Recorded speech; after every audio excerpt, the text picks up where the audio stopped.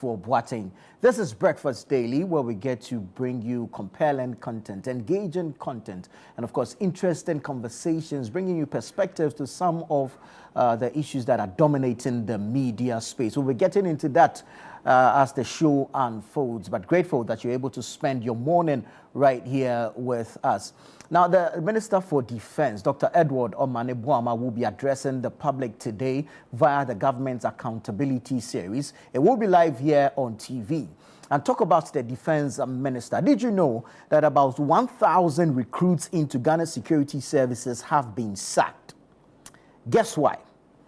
The problem here is that most of them did not qualify, okay? So the qualification had to do with age, health, and of course, academics, right? So the government put together a special team to audit some recent recruits that were taken into the security services.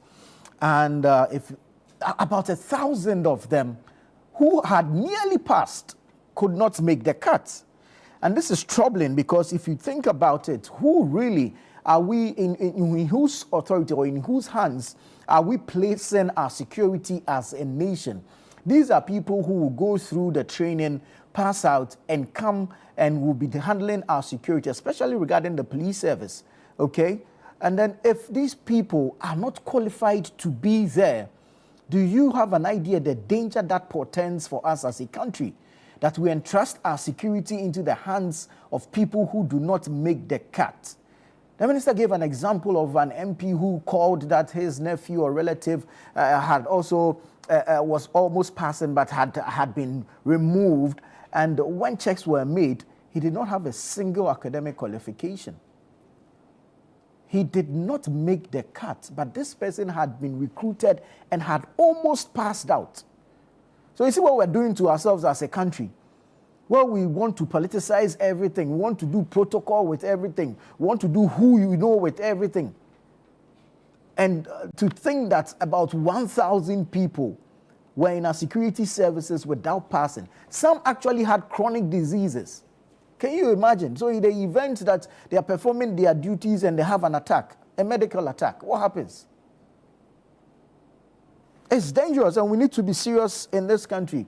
So I'll break it down. Out of the 1,000, there were about 320 police recruits, around 730 immigration officers, several hundred firefighters, and 50 staff of the Narcotics Control Commission.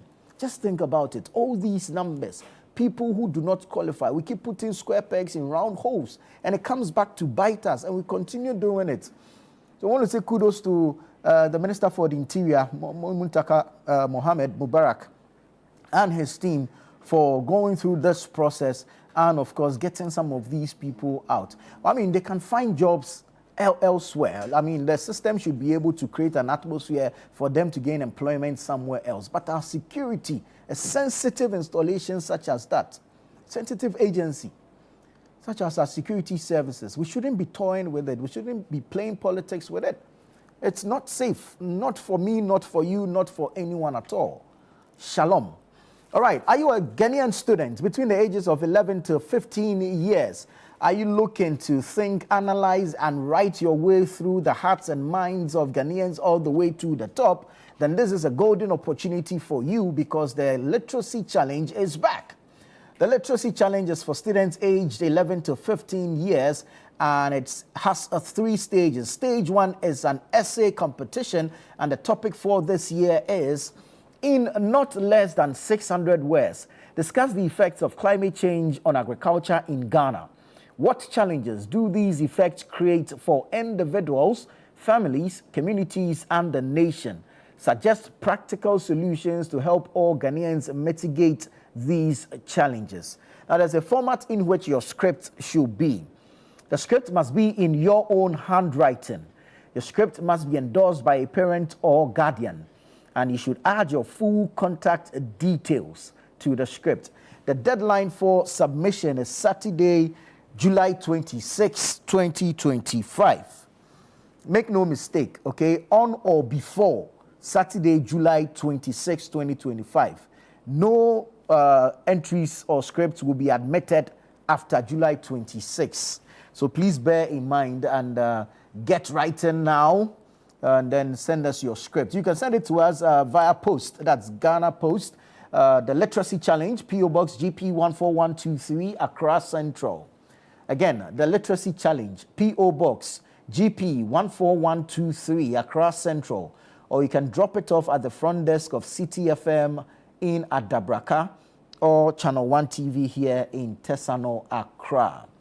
There's 10,000 Ghana cedis and a trophy up for grabs.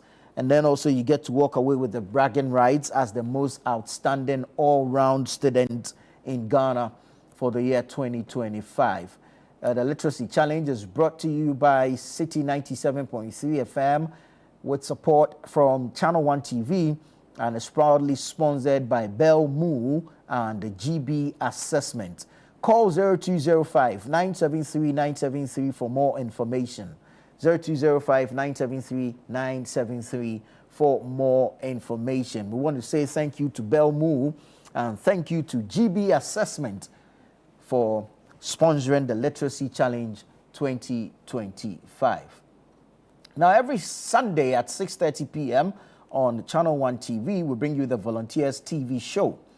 The Volunteers TV show seeks to educate and inform on ways to volunteer as an individual, a group or organization, how you can participate or join other volunteer missions, as well as to share your experience in volunteerism. And so your host, Stephen Kwekudako, will be engaging some individuals and organizations who have been in the volunteer space for a while, and they will be sharing their experience to enlighten you and, of course, reignite the spirit of volunteerism in you. So join us every Sunday at 6:30 p.m. right here on Channel 1 Television.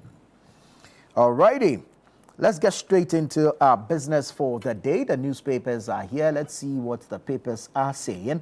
I'll start off with the Daily Graphic newspaper. Front page says, Blekusu coastline secured. President Mahama launches protection project.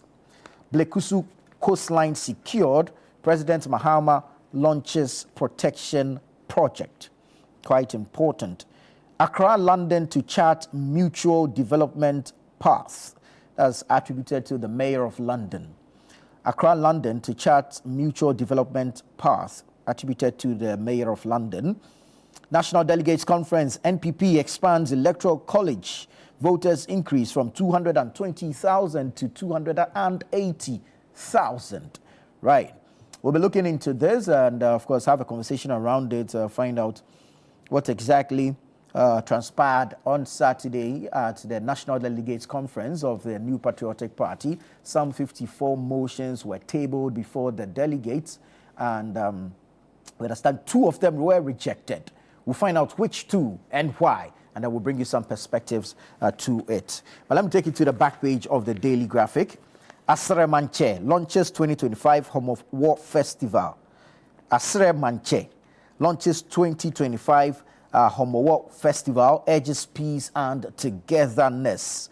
That's on the back page of the Daily Graphic. And then you have review fuel import allocation regime to level playing field. That's the CEO of GOIL, Edward Abambire Bawa, speaking there. Review fuel import allocation regime to level playing field. GOIL CEO speaking there. Let me bring you some more newspapers. I'll take you to the Chronicle. Chronicle says, let's unite and rebuild. Brian Achampong tells delegates as he receives heroes' welcome. Let's unite and rebuild.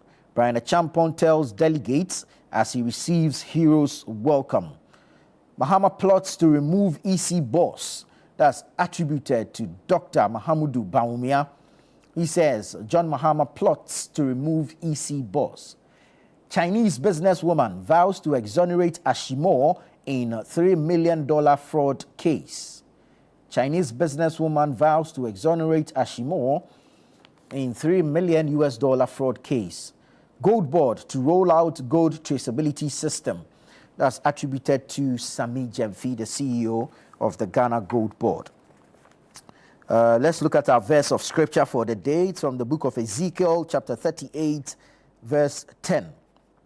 Thus says the Lord God, it will come about on that day that thoughts will come into your mind and you will devise an evil plan. Oh, the Bible has a word for every occasion. It's a word in season. Ezekiel 38:10, thus says the Lord, it will come about on that day that thoughts will come into your mind and you will devise an evil plan. So that's the Chronicle newspaper. Let's go to the News Center. The News Center says, NPP expands Electoral College in 54 new reforms. NPP expands Electoral College in 54 new reforms. Blekusu Coastal Project Phase 2 begins in Ketu South. Blekusu Coastal Project Phase 2 begins in Ketu South. Gold Board to roll out traceability in 2026 to formalize small-scale mining and curb illegal trade. That's according to Sami Gyamfi, the CEO of the Ghana Gold Board. So that's the front page of the News Center. When you go to the back page, Fidelity Mobile Money Jumo launch Bosia loan. Okay, and then you have a 6 CD bets for 2 million CDs. Aviator win Spurs Galamsey exits. MTN Ghana joins PMI's Global Executive Council. So that's the News Center newspaper. The Daily Guide is here. Daily Guide says NPP unites to rebuild after successful confab. NPP unites to rebuild after successful confab. Ghana to roll out gold traceability system by 2026. Ghana to roll out gold traceability system by 2026. Mahama dissolves National Cathedral Board. Mahama dissolves National Cathedral Board. London Mayor visits Garmanche. London Mayor visits Garmanche. Mahama dissolves National Cathedral Board.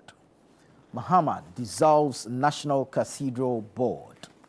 Okay, let's look at some other papers. The Herald. The Herald newspaper says, NPP wrestles evil, disunity, and indiscipline at Legon as Akufo-Addo, Bawumia, Kodua, Afenyomakin caught in post-election soul searching. NPP wrestles evil, disunity, and indiscipline at Legon as Akufo-Addo, Bawumia, Kodua, Afenyomakin caught in post-election soul searching. Julius Deborah preaches stronger corporate oversight to board members. Julius Deborah preaches stronger corporate oversight to board members. Chinese investor unwraps $5.8 million scam by Ashimore's accuser. Offers to testify threats, deceit, and blackmail in court. Mahama shames Opoku Prempeh with coastal protection renewal. 8-kilometer Blekusu Sea defense begins. Mahama shames Opoku Prempeh with coastal protection renewal. 8-kilometer Blekusu Sea defense begins. And you have Bawumia drowns Ken Japan, others at NPP conference. Bawumia drowns Ken Japan and others at NPP conference. That's the Herald newspaper. Let me take you to the Custodian. Front page says, nobody is bigger than NPP, Minority Leader affirms. Nobody is bigger than NPP, Minority Leader affirms. NPP delegates endorse Bawumia for 2028. Hey, how? Okay, well, the devil is in the detail, right? So if you get a copy, you get it. I don't think this conference was for any endorsements process, but, well, get a copy of the Custodian and then you get the details to understand. Obi Amwa advocates free access to Ghana's laws. Obi Amwa advocates free access to Ghana's laws. Ghana to start gold traceability system. That's the Gold Board CEO, Sami Gyamfi, speaking there on the front page of the Custodian. The Ghanaian publisher says, Bawumia warns against self-destruction. Bawumia warns against self-destruction. NPP shall rise again, Afenyomakin declares. NPP shall rise again. Afenyo Markin declares Ghana plans gold tracking system by 2026. That's according to Sammy Gyamfi, the CEO of the Ghana Gold Board. And you have justice at risk from law access gaps. Obi Amwa warns. Justice at risk from law access gaps. Obi Amwa warns. 4 arrested over illegal demolition in Pantine. 4 arrested over illegal demolition in Pantine. And I'll bring you the Republic Press next. The Republic Press says NPP must return to grassroots. Brian Achampong advocates. NPP must return to grassroots. Brian Achampong advocates. NPP vows to reclaim power in 2028. NPP vows to reclaim power in 2028. 3 brothers arrested for impersonating Professor Joshua Alabi in a 60,000 Ghana cedi scam. 3 brothers arrested for impersonating Professor Joshua Alabi in 60,000 Ghana cedi scam.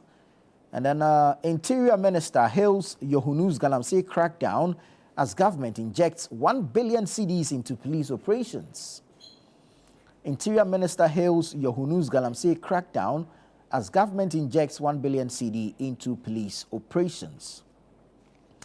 Ghana to roll out gold traceability system by 2026. Gold Board CEO Sammy Gyamfi speaking. Mechanic sentenced to life imprisonment for killing his own daughter. Radina Nenyame. Some of these stories are just heartbreaking. Mechanic sentenced to life imprisonment for killing his own daughter. Make this make sense to me. What could have been the crime of this daughter? That a child you have brought into the world, you're able to look this child's face and take the child's life. I'm not sure if everything is all right up there, but the law has spoken, and so be it. Let me bring you some business news from the Economy Times. Economy Times says BOG confirms Ghana's economic rebound ahead of this week's mid-year budget review. BOG confirms Ghana's economic rebound ahead of this week's mid-year budget review. Headway made in ENP Azuma Resources impasse amid minorities' concerns. Headway made in ENP Azuma Resources impasse amid minorities' concerns. Cut prices, pass savings to consumers. GSS tells traders as producer inflation drops to 5.9%. Cut prices, pass savings to consumers. GSS tells traders as producer inflation drops to 5.9%. So that's the Economy Times newspaper. Now, I want to take you online quickly. I'll start off with channel1news.com. Channel1newsonline.com. Channel1newsonline.com. Don't be alarmed with the change of name. It's still the same portal. We've only migrated to channel1news.com. Channel1news.com. And they're leading with National Service Portal to be restored soon after forensic audit. That's the National Service Authority boss, Felix Gyamfi, speaking there. It says the National Service Portal will be restored soon after forensic audit. Let's bring you some other stories. My work is strategy, not political advocacy. That's Professor Kobe Mensah, is the CEO of the Ghana Tourism Development Company. He was on the Upside Down show with myself and Frema Dunyame last night, and some of the stories from that show. He says, my work is strategy, not political advocacy. Professor Kobe Mensah speaking there. When you go to the Volta region, businesses threatened as crime escalates in Central and South Tongue. Businesses threatened as crime escalates in Central and South Tongue. At the NPP's confab, flag bearer contributions are voluntary, not transactional. Salam Mustafa speaks. That's the National Youth Organizer of the NPP, Salam Mustafa. He was speaking on the NPP's conference, and he says the flag bearer contributions are voluntary and not transactional. Damongo residents decry non-functional street lights amid rising insecurity. We carried that story on the Channel One newsroom last night. Damongo residents decry non-functioning street lights amid rising insecurity. Will refund fees for first-year tertiary students enrolling September 2025. That's His Excellency, the President of the Republic of Ghana, John Dramani Mahama, speaking there. Will refund fees for first-year tertiary students enrolling September 2025. Cane Weavers Association demand government attention and investment. Cane Weavers Association demands government attention and investment. Savannah region, join fight against charcoal burning. Deputy Minister tells chiefs. Join fight against charcoal burning. Deputy Minister tells chiefs. Let's learn, not hide from our mistakes. Bawumia tells NPP. Let's learn and not hide from our mistakes. Bawumia tells NPP. Mahama promises Blekusu Sea Defense extension to Aflao as Phase 2 begins. Mahama promises Blekusu Sea Defense extension to Aflao as Phase 2 begins. And then you have Mahama suspends CSA DG over use of military officer as a bodyguard. Mahama suspends CSA DG over use of military officer as bodyguard. Full list of motions accepted by NPP delegates. You can find that on channel1newsonline.com. And then you have NPP scraps special electoral college expanding voting base in major constitutional reforms. So go to channel1newsonline.com and you can get all the details there. But I'll take you to citynewsroom.com. Citynewsroom.com says Zwarungu SHS shut down after violent clashes. Zwarungu SHS shut down after violent student clashes. That's on citynewsroom.com. Other stories on the web portal. Treasury bills oversubscribed for first time in 2 months. Treasury bills oversubscribed for first time in 2 months. Defense Minister to address nation in government accountability series today. Defense Minister to address nation in government accountability series today. Importers, exporters accuse Finance Minister of exclusion ahead of mid-year budget review. Importers and exporters accuse Finance Minister of exclusion ahead of mid-year budget review. Salam Mustafa hails NPP's rejection of youth age cap reduction. Salam Mustafa hails NPP's rejection of youth age cap reduction. I'll not disappoint Ghanaians, Mahama pledges. I will not disappoint Ghanaians, Mahama pledges. Roadworks to resume as Auditor General completes review. Again, John Dramani Mahama speaking there. Roadworks to resume as Auditor General completes review. Fast track Okada tricycle legalization. Operators tell government. Fast track Okada and tricycle legalization. Operators tell government. NAT calls for legal backing to protect reinstated PTAs. NAT calls for legal backing to protect reinstated PTAs. And then you have 3 brothers charged in alleged scam impersonating Joshua Alabi. 3 brothers charged in alleged scam impersonating Joshua Alabi. And then you have FDA demands harsher sentences in Tramadol crackdown. FDA demands harsher sentences in Tramadol crackdown. So go to citynewsroom.com as well as channel1newsonline.com and you can get details of all these stories and several others. You can also go to the Google Play Store and download the Channel One News app. The Channel One News app, and you can get all the current, relevant, reliable, and of course, up-to-date information and news cutting across all spheres: politics, current affairs, sports, business, entertainment, showbiz, just name it. Download the Channel One News app and you have access to all of these at your fingertips. Go to the Google Play Store, quite a simple process, and you can download from there real quick and real snappy. But this is Breakfast Daily here on Channel One TV. I am Nanatufuo Boate. We'll take a quick break here. When we come back, we'll begin the news review segment. Stay with us.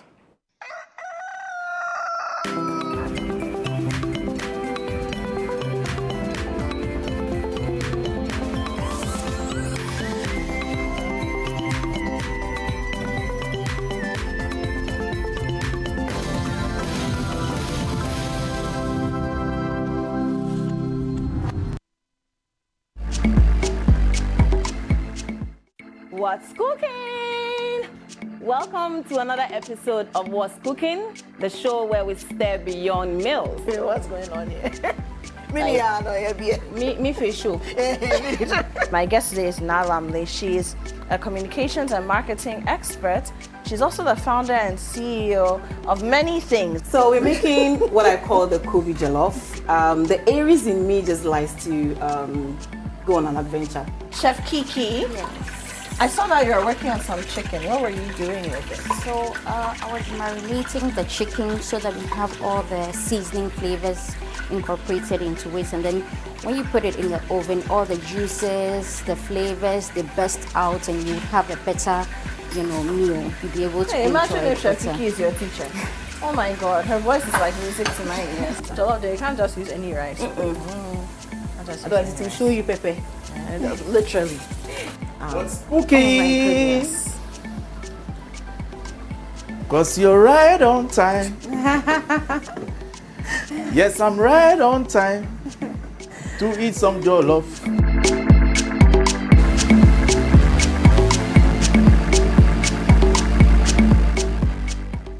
What's Cooking is brought to you by Tasty Tom, Kivo Pepper, and Lily Rice.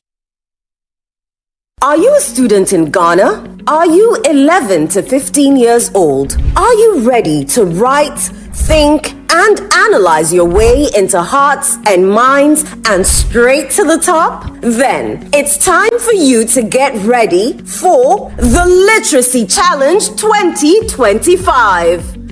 For Level 1, this year's big essay topic is, in not less than 600 words, discuss the effects of climate change on agriculture in Ghana. What challenges do these effects create for individuals, families, communities, and the nation? Suggest practical solutions to help all Ghanaians mitigate these challenges. Your essay must be in your own handwriting. It must be endorsed by a parent or a guardian. Add your full contact details. Deadline, Saturday, 26th July 2025. Submit entries to the front desk of Channel 1 TV or City FM, or mail to P.O. Box GP 14123 across Central. If you make it to Level 2 and go on to win Level 3, you will win 10,000 Ghana Cedis cash, a glitzy trophy, and bragging rights as the most outstanding all-round student in Ghana. So, get writing and show the nation what you've got. For more details, call 0205 973 973. The Literacy Challenge 2025 is powered by City FM, supported by Channel 1 TV, and is sponsored by Belmu and GB Assessment.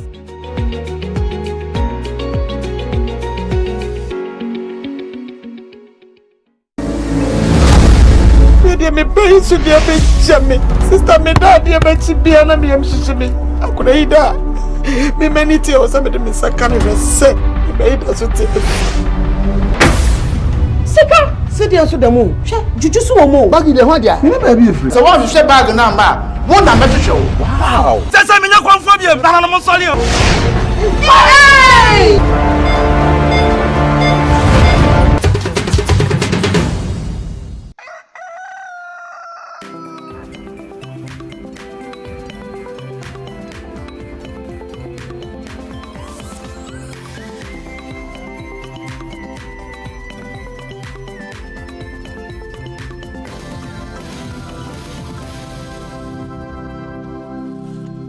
Grateful that you stayed on with us. This is Breakfast Daily here on Channel One TV. I am Nana Tufo Boateng. It's time to get into the news review segment. My guests are here. They are seated. We'll look at some of the topics. Obviously, as expected, we'll be delving into some politics regarding the New Patriotic Party and its just ended National Delegates Conference. Some motions adopted, 2 rejected. We'll look at the merits of same and what the party was looking to achieve with these motions. And of course, going forward, how it will present itself as a formidable force for future elections. Let me quickly do an introduction of my guest. To my immediate right, we have the Honorable Frank Afriyie, Member of Parliament, Afadjato South. Good morning, sir. Good morning, Nana. It's good to have you again. Elvis Darko is here. He's the editor of the News Center newspaper, newscenter.com. Good morning, Elvis. Morning. Good to have you. Good to have you. Thanks. So, Legon was painted red, blue, and white on a Saturday. The stadium there, with over 6,000 delegates converging on our. Well, I was going to say under the umbrella, but if you say under the umbrella, they will not be happy. So, under the weight of the elephant. And then, of course, it was to make some changes or amendments to their constitution. Present a united front, and of course under the theme rebuilding together with our values.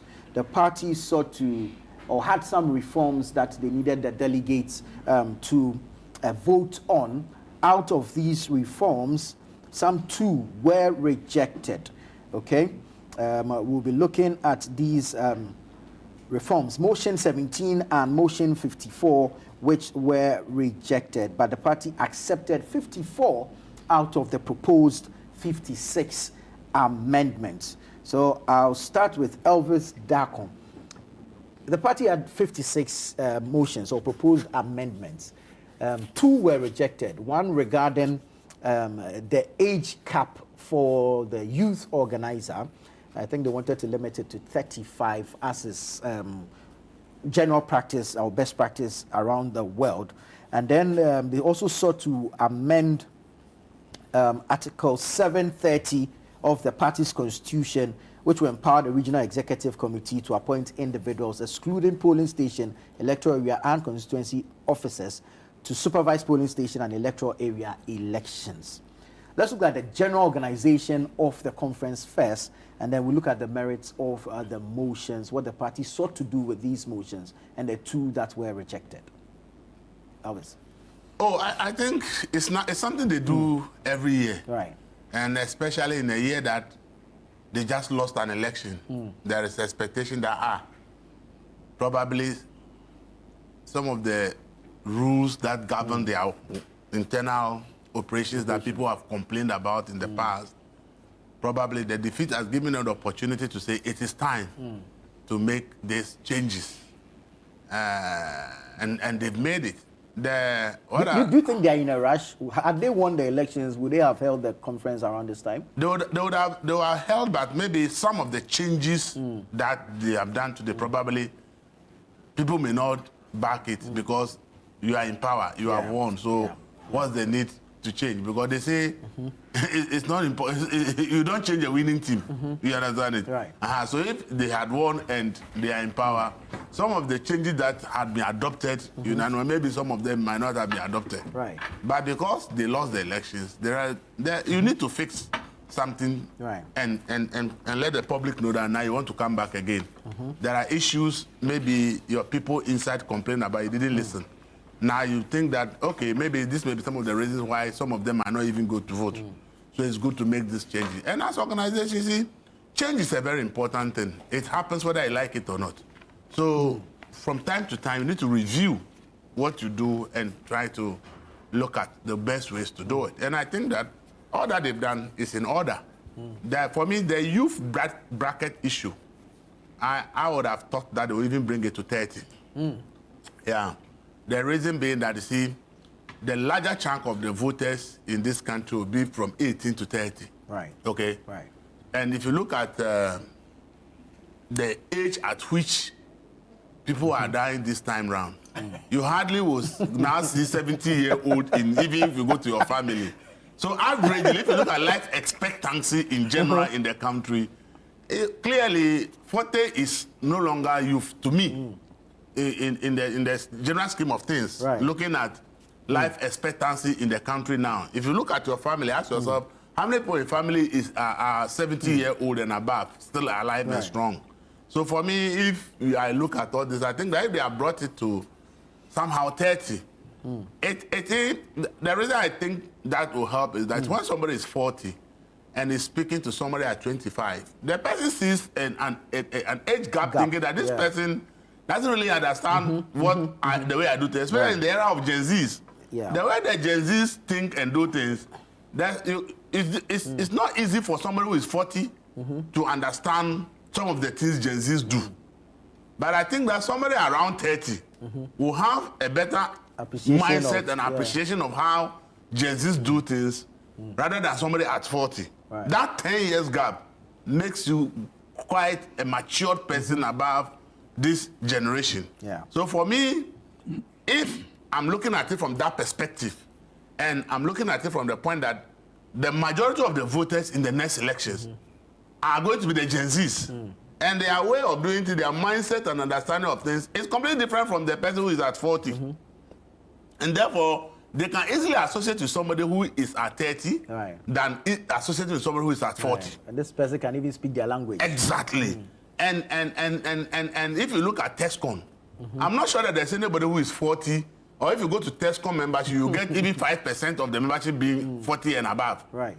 But the TESCON is like a key base of the party, especially for the youth aspect. So for me, looking at it from all this point of view, I would have expected that they would even have dropped it to 30. Right. If they are looking at the dynamics of how this generation that is coming, the way they think, the way they do things, who can easily understand their behavior and the rest. You can say, you can do research to understand it. It's important.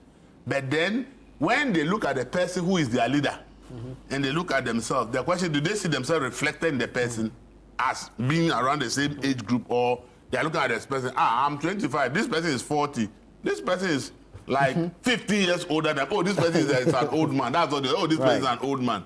We are talking about. So for me, I think that one would have been brought to 30.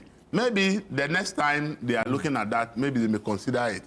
For the other one they rejected, I think I support it clearly. If you look at our politics and the way people want to grab power left and right and center and back, you want to go and give regional executives the authority to determine people who, and I think there will be more chaos in the party than there would have been. So for me, I think that rejecting that was very good. Everybody who wants to serve at the party, people who they are going to work, you vote and say, this is what I want. You don't go and give the power to some few people and say, you are the regional executive and now determine people you want to work with.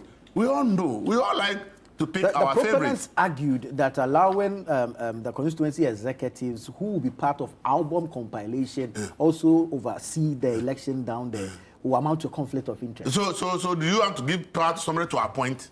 Can't you look for other alternatives? Can you not find this? Look, politics is about power grab. Politics is about people who want to maintain themselves in positions. So if you give power to people to determine who they can work with, you are in big trouble. Because, you see, if there is a flag bearership election today, and Kofi support Mr. A, and Kojo support Mr. B, and then the election goes, depending on who wins, the person though you are in the same party think that you are not on his side. Right. And therefore, if he's supposed to appoint people, even if you are the best person to do that, he's not going to appoint you. Right. So for me, that issue of appointment is good they rejected it, because you have to work with different people with different mindsets, different views, different ideas to be able to have a strong institution. Right. The moment you give the room for people to select only their favorites to their side, you have a problem. Okay. And that is why I think that rejecting that proposal was in the right direction. Let people elect, whether you agree with the person's point of view, whether the person supports a different candidate, whether the person has a different understanding of issues, you all work together. That is where you try and discuss it and come to a common level that is good for the party. You don't go and pick all the people who will be saying, yes, sir, because you are the one who picked them. You are the one who decided that they will serve. And therefore, even when you are going wrong, they are scared to tell you, because if they should tell you, you can sack them. But when the person is elected and you are wrong, the person can be boldly tell you that what you are doing is wrong. And there's nothing you can do about it. So I think that is very good that they rejected that. The way they had accepted that, the problem they will create for the party, it will take them another maybe 5 years to resolve it. Very well, thank you, Elvis. And let's say good morning to the Honorable Hussein Issa, former MP of Kaikwe North. Thank you so much, and good to have you. Right, I was actually looking to start with you since this is from within. So indeed, let me come to you before I come to Honorable Free. The delegates are conference. Out of 56 motions, 54 were passed or accepted, 2 rejected. Any surprises here? Any shocks? Let me say good morning to you. Good morning to my fellow panelists. I'm sure Elvis is actually set us in a very good. We had a very good event on Saturday. What the party sought to do didn't start and end on Saturday. Right. I mean, we've had a lot of other activities that accumulated into what actually happened on Saturday. Subsequent to the electoral outcomes in the December 2024 elections, the party itself realized that as a living organism, we couldn't do or continue doing things the same way and expect different results. So we ourselves set in motion, and we found out what caused our defeat to that extent. So the Michael Quay Committee was set out. They came out with their report, submitted to National Council.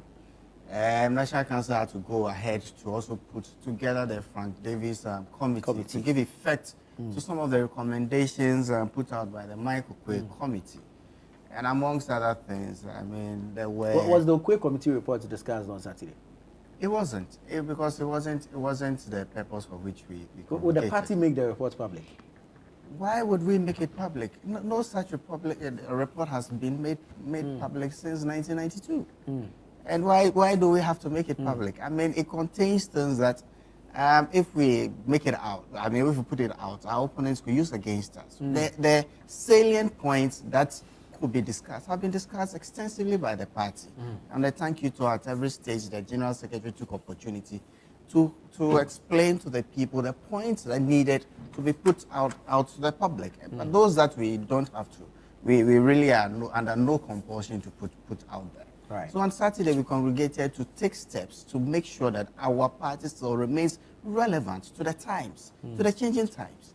And we set out with some of the recommendations. In fact, personally, I had written a proposal to the committee, particularly on the issue of the former members of parliament having voting rights within the hierarchy of the party. Right. The NDC does that, and it's one point that actually gives the party opportunity to leverage on the experience, resources, and contributions of former members of parliament. Right. And we did not just end there. We also brought in former members, former ministers and deputy ministers, I mean, card-bearing ones, of course. And we also extended to, for the first time, cover the MMDCs and some TESCOM coordinators. All of these are resources that the party didn't make use of previously.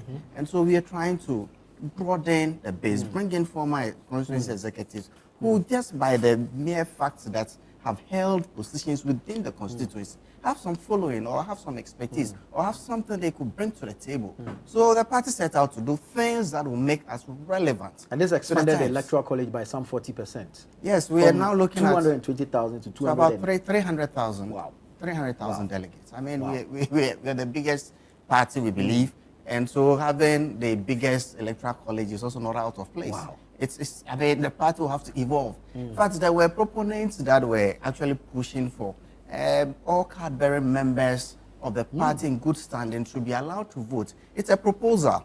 The National Council considered it. The party itself is considering it. But the truth is that we are not there yet, given the data that we need, given how we have to build a system that will be able to sustain that sort of initiative. We are giving ourselves some time.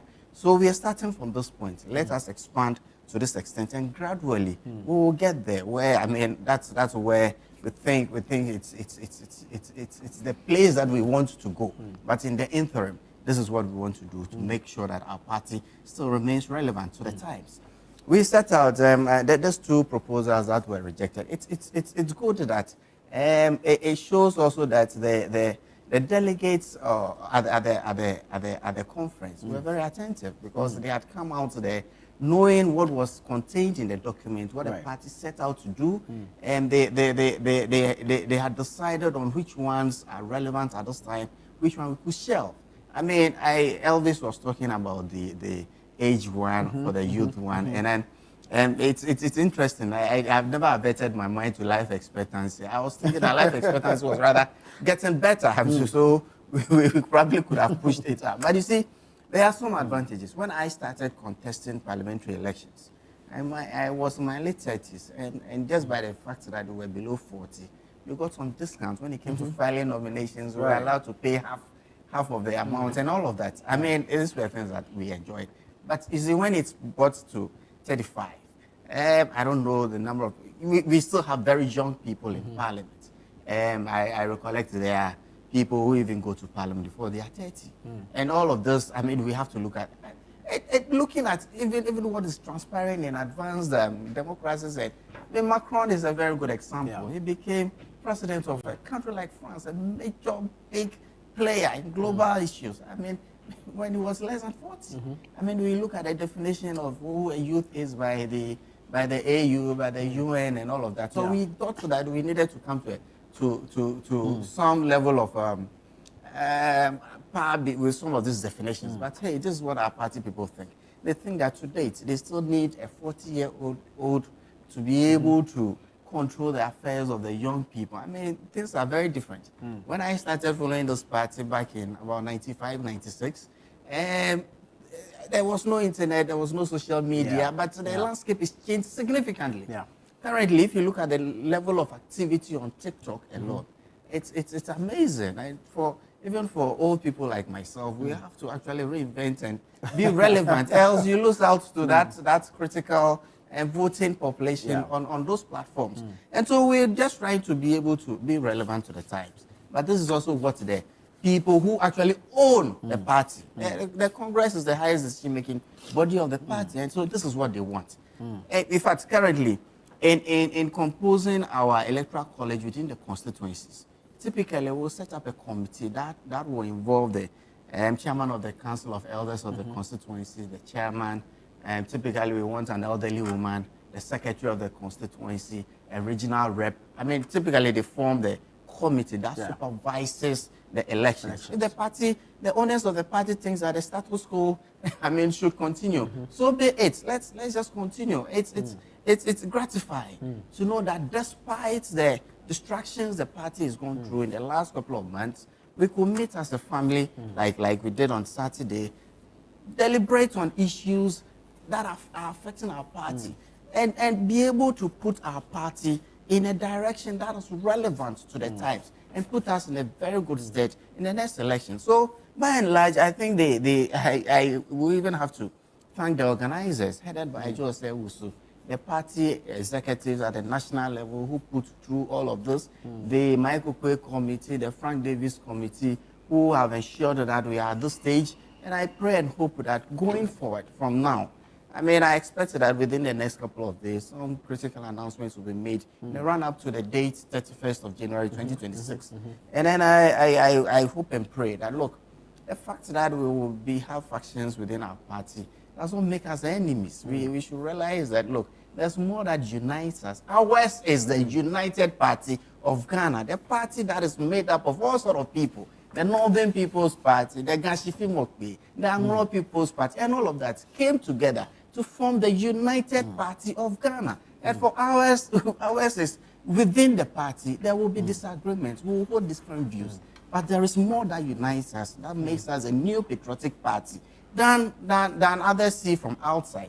It's not relevant, but it's gratifying to know that despite all the distractions, our party remains strong. Our party is still very relevant to Ghana. The fact that we are in opposition, a political party doesn't have to win every election. We'll win some, we'll lose some. But when we lose, we sit down and correct our effects and put ourselves in a better state to the next elections in 2028. Very well. Honorable Fie, after the 2024 defeat, we had, all the talks about MPP Egu, there's disunity, there are cracks. But if you look at this particular Congress that the party has come from, and the theme for the conference, rebuilding together with our values, do you see a much more organized party now? Do you see a formidable organization for future elections? Well, thank you for the opportunity. And likewise, let me use the opportunity to extend good morning to my distinguished colleague, panelists, of course, my constituents in the Afadjato South constituency, and our global viewership. Indeed, what we witnessed on Saturday, let me put on record, I was in the constituency in the Volta region, so I did not monitor effectively. But what the MPP did was just in pursuit of the internal democratic values that political parties are enjoying under the Constitution to practice. Within, you are expected to uphold democratic tenets.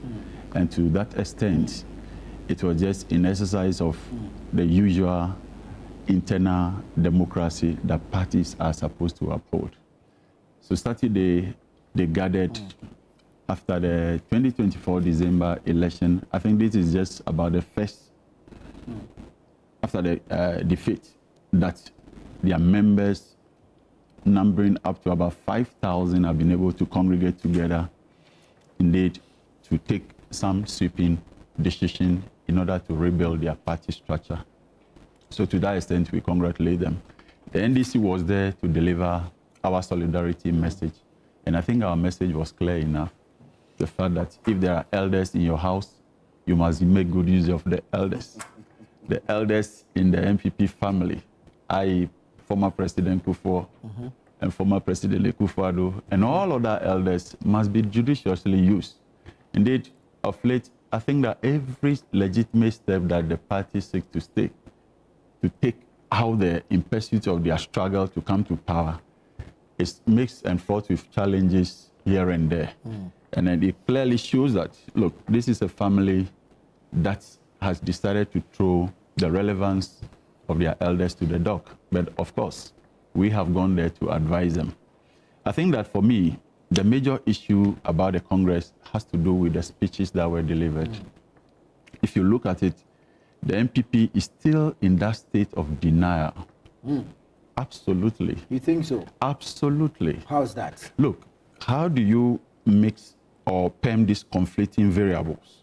On the one hand, you have chosen a team, which team seeks to suggest that you are rebuilding, you are seeking to rebuild with what? Your lost values. On the other hand, the chief scribe of the party, the general secretary, tells them, when he had that glorious opportunity, tells the party delegates that, look, we haven't lost. We've not been defeated. We are not a broken party. Why do you attempt to fix something that is not broken? Why do you attempt to rebuild what is so formidable? And so for me, the flagrant ironies that we have witnessed gives much food for thought. And this is the moment I expect the MPP to go and ask themselves that, was it just a matter of cosmetic? But you don't think that if he has an opportunity such as what he had on Saturday, he shouldn't send a message of hope to the base? Hope is relevant. But paying fidelity to the data on ground is equally most relevant. You can couch your language in a manner that gives hope, whilst paying attention to the fact that, look, of course, there were some missteps. We haven't had all correct. Indeed, you must be mindful of the fact that you were not communicating only to your party base, because you had the benefit of the media over there. And so for me, the glorious opportunity that the MPP had after their abysmal performance in 2024 was the one that they had on Saturday in Lagos. The first and foremost thing I expected the General Secretary to have done for and on behalf of that corporate entity was to say that Ghanaians, we are extremely sorry. You have dashed the hope of Ghanaians. The millions whose monies the government took under the MPP government in the name of domestic debt exchange program. all other faulty policy decisions that never materialized and impose hardship, I think that you owe Ghanaians that duty to say that, please, we are sorry first of all, but we are human. We are seeking to correct. But when you come and say, we are not broken, we are fighters, we've never been defeated. And the reality is that you never even crossed the 40% threshold. And so if you are a youth, the election declared by the EC. But that's it's 41.7. The EC pushes that 41. Sorry, the gazetted result. Please, 41.75. 41. Sorry, can I have my space? Yeah. But then is where do you get this 38? Small politics. It's a very learned chap. You know, what is the difference between 40 and 41?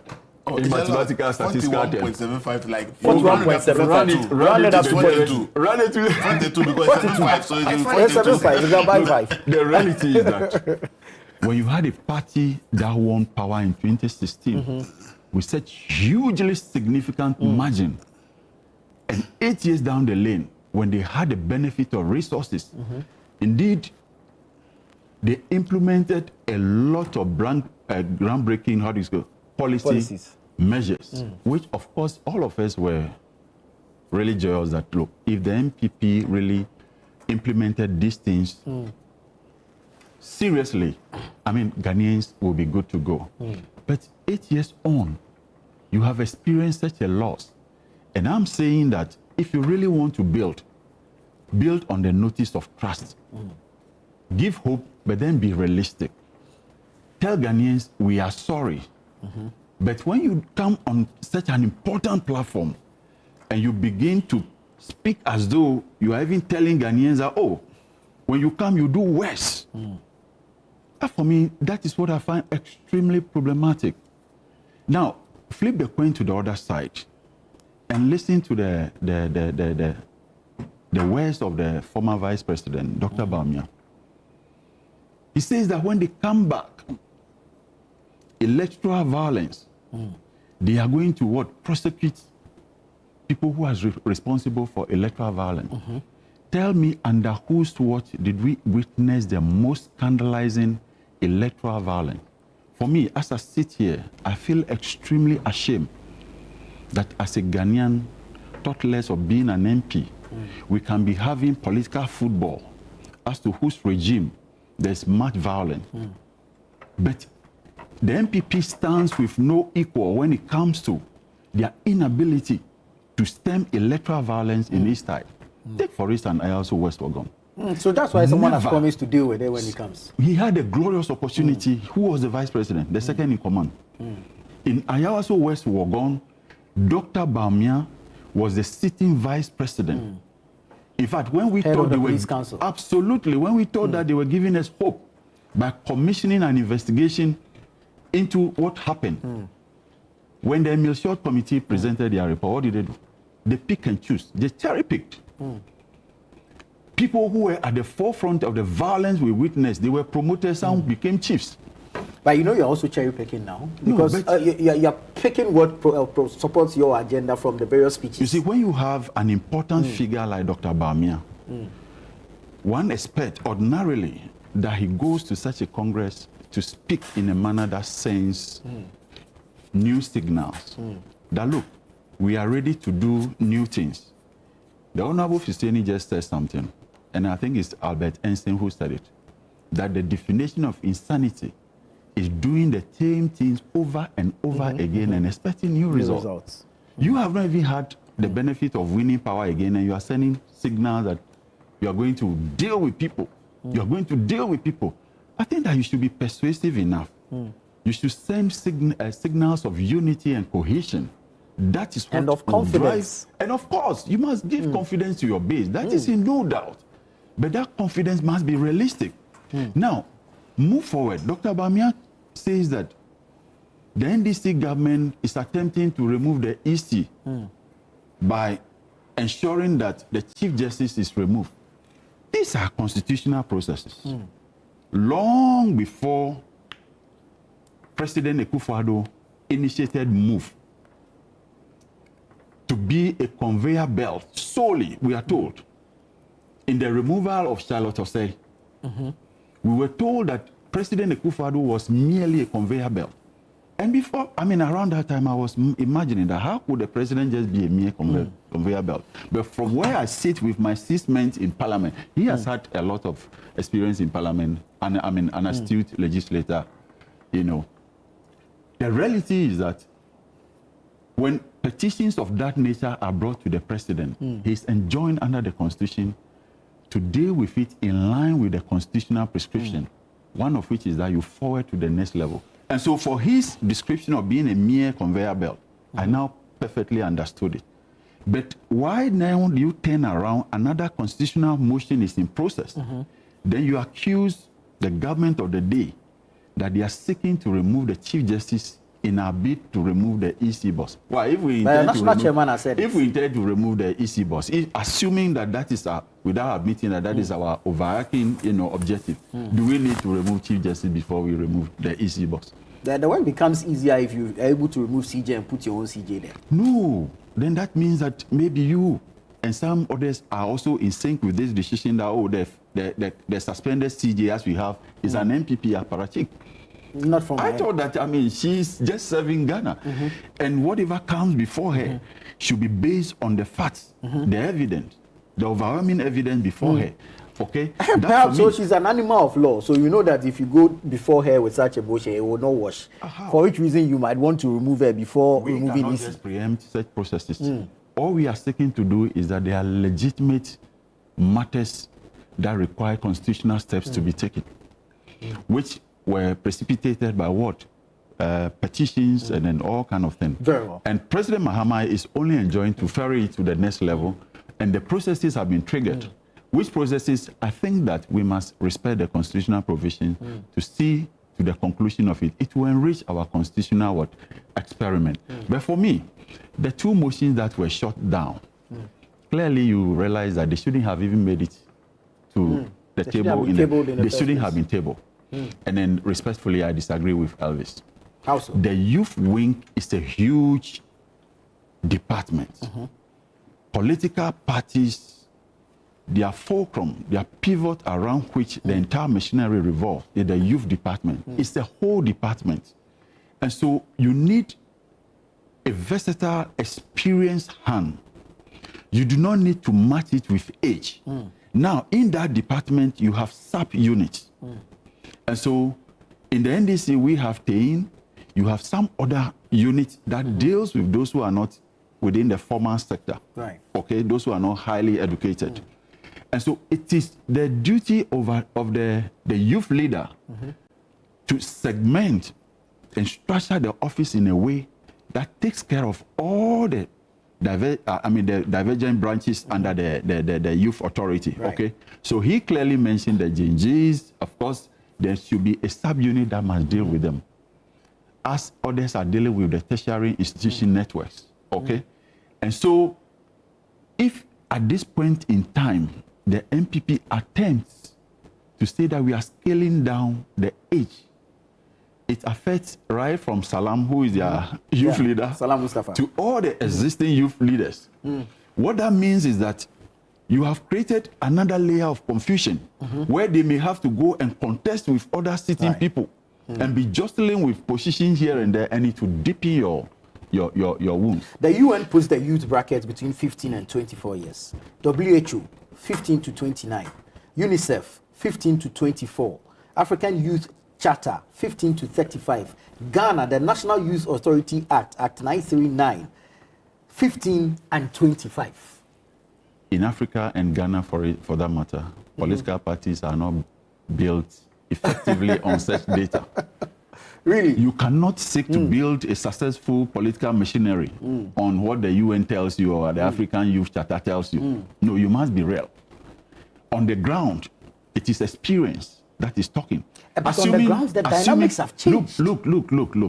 You cannot, in your bid to go and win election, somebody who is 30 years, somebody who is 30-something years, who is coming from TESCON or whichever background and new, is not very well versed in this macro political terrain. Very rugged. Such a person at the forefront of the battle will only move out when the battle is tough enough.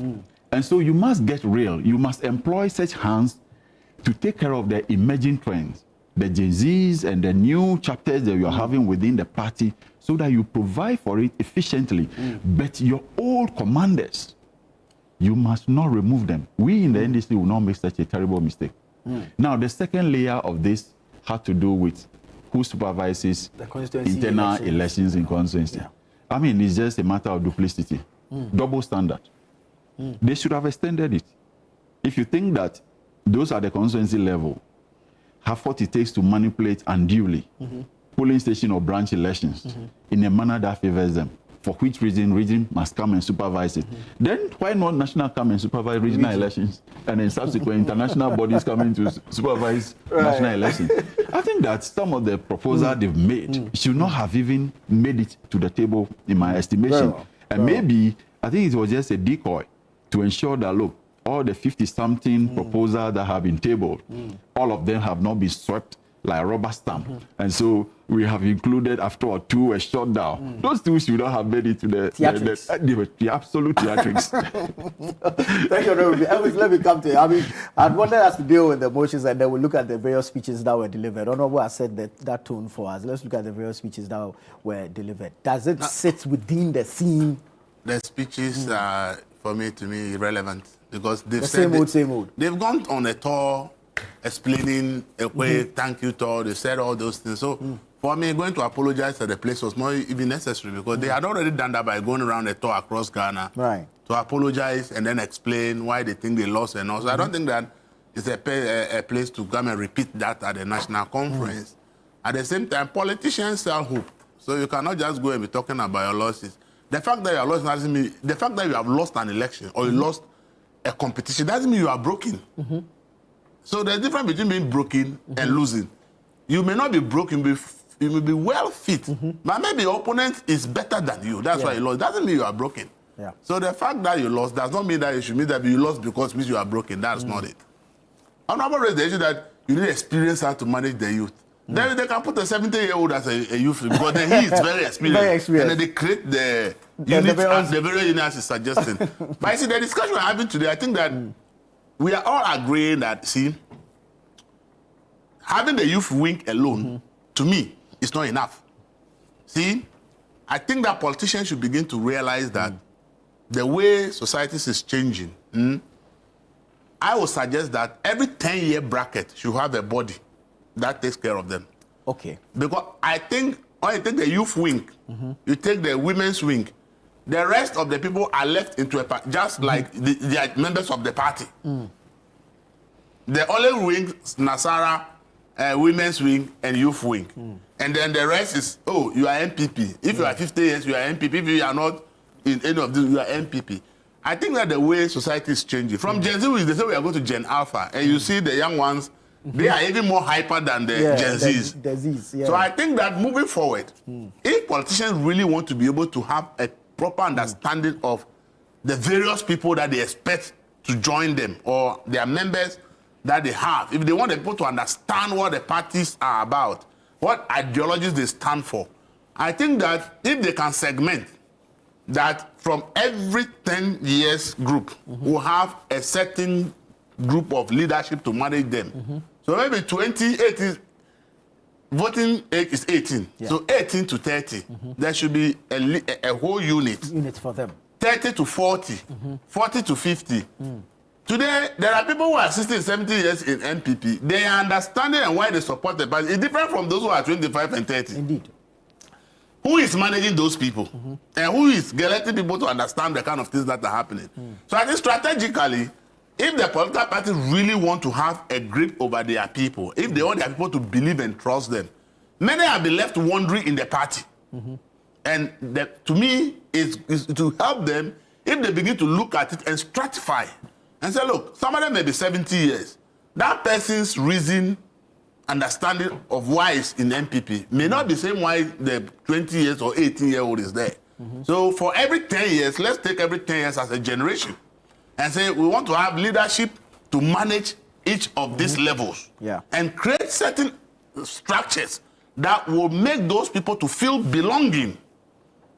But if you peg the age, the youth, you said 40, I think that everybody from 40 to 18 who are supposed to vote will have the same understanding. Unfortunately, there are gaps in there. Right. So I think that instead of defending it and say that, oh, 40 is this, I think that you rather want to look at, can I make every generation of 10 years as a stratified group within the party?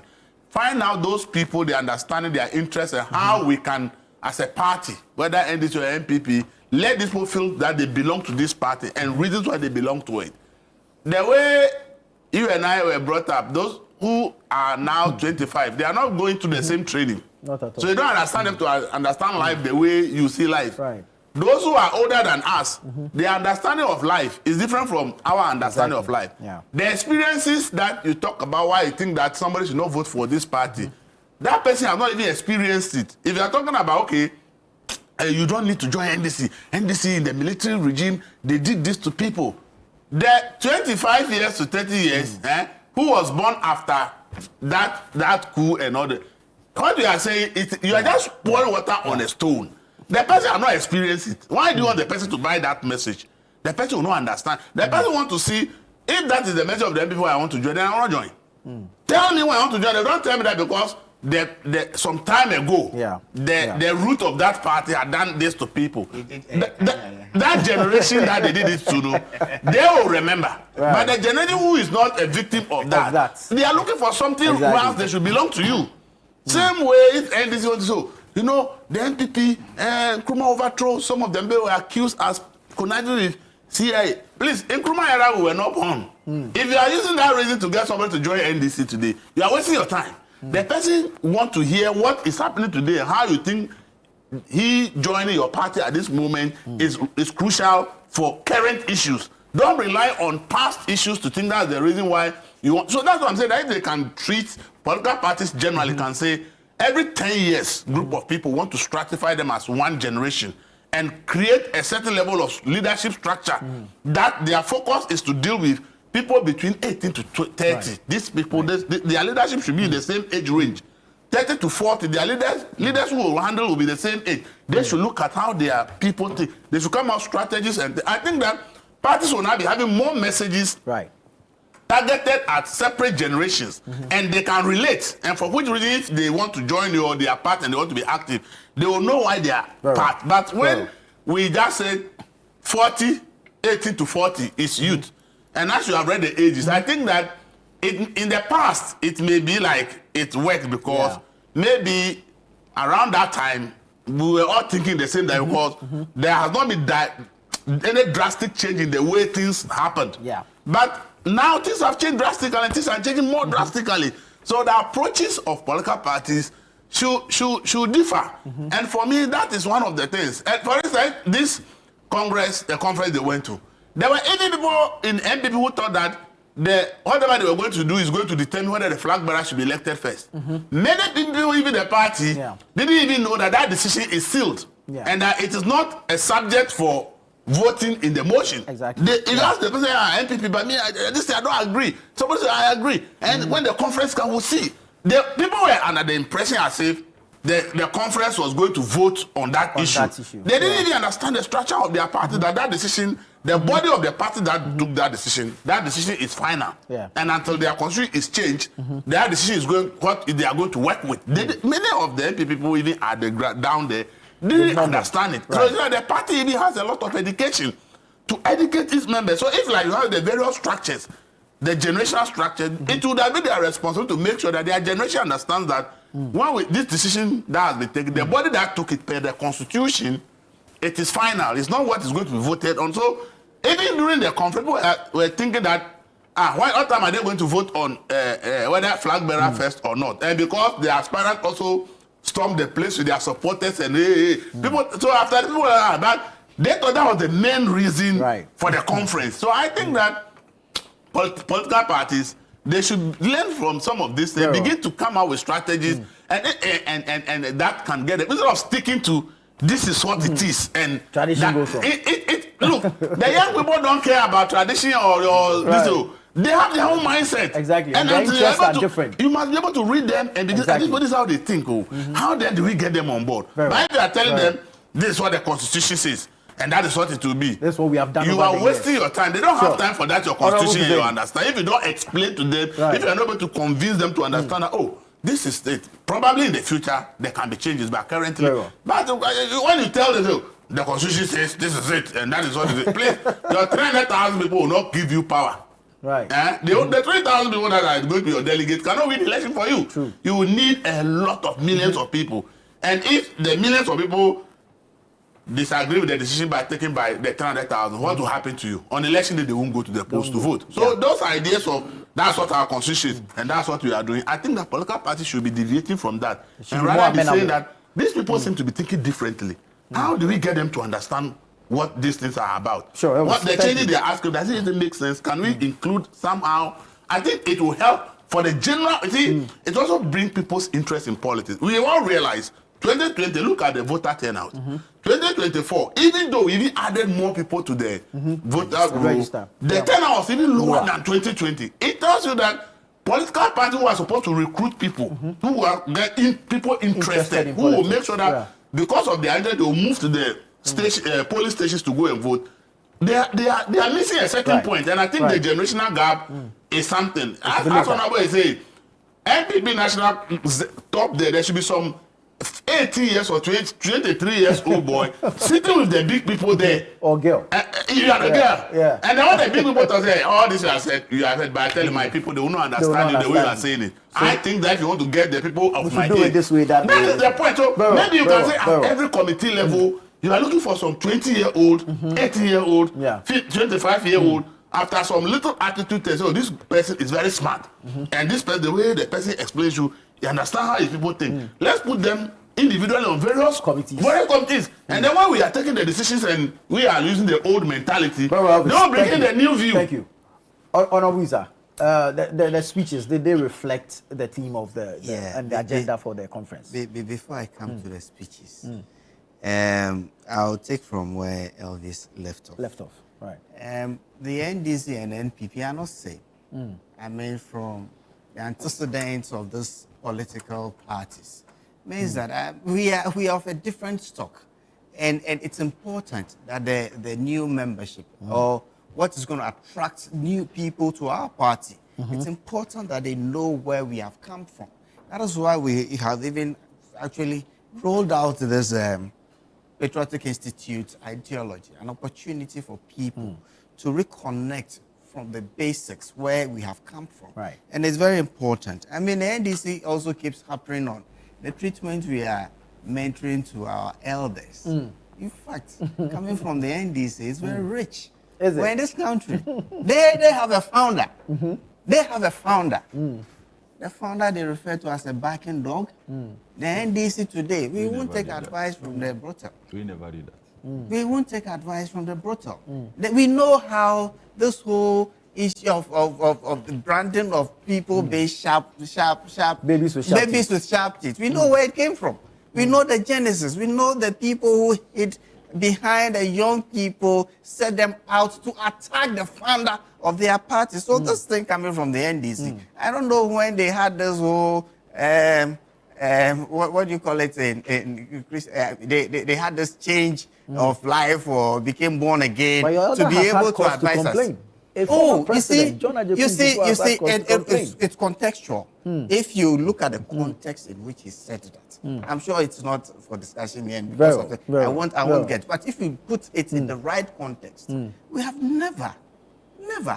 I mean, even at the launch of the Patriotic Institute, he was the keynote speaker, right? So we had always given them the relevance in the party. Those committees that I mentioned, they all go to them, listen to them. Before they come out, they can come out with whatever recommendations. They listen to them and we give them the attention. What Kufuor said should be put in context. You see that, look, for us, for where we are coming from, we are not of that stock. Right. And this whole thing of, and you didn't hit the 40% threshold. I don't know why the NDC keeps being disingenuous. I mean, the data is there. They should go to the Gazette. The actual results are gazetted, and they should move away from it. And they apologize for Ghanaians for DDEP. Yes, we will continuously explain where we were around 2022, where the economy got to. We had to take very difficult decisions. And today, the NDC are enjoying the fruits of those very difficult decisions that we took. Today, our debt to GDP, our debt situation is on track to where we envisage that by 2026, we're going to have 55% debt to GDP ratio. We are on track because we took the very, very, very difficult decisions. And today, the economy is seeing the semblance of stability. Although the underlying management of the economy is something that will come to. But we took the very, very difficult decisions, and we continue to explain to Ghanaians. Right. At the point that we got to as a country, what use would your wealth be if the whole economy is collapsed? Those are very difficult things. We wish we hadn't gotten to that extent. But at the point that we got to, it was very difficult. I mean, we all suffered in one way or the other. But it was something that we called some sharing of some responsibility at the point, because look, we got to very, very dire situations. So they should rather enjoy the fruits of those difficult decisions and stop calling us out every now and again. We set out to rebuild, and for an opposition party like us, now what we need to do is to get ready for power. And so it's not out of place for us to start telling Ghanaians that down the line, within the next elections, if you vote for us, this is what we are setting out to do about electoral violence. Right. And when the NDC starts talking about electoral violence, the reference point is also West Wogon. They forget that we had Talensi in this country under their watch. They forget that we had Akwetia under their watch. They forget that we had Chiponi under their watch, and they did nothing to it. And now we have Ablekumanov. So the NDC, typical of them, they watch and gloat over all of this. It takes the NPP to take action. We admit there were excesses in IAS West Wogon. What did the president? He set out a whole commission headed by Emil Short. This very prominent citizen of our nation. They should go ahead. They should set up a commission of inquiry, investigating into what went into the violence that we experienced in Ablekumanov. These were 19 polling stations. I also know for the whole constituency. Let us investigate it. Let's set up a commission.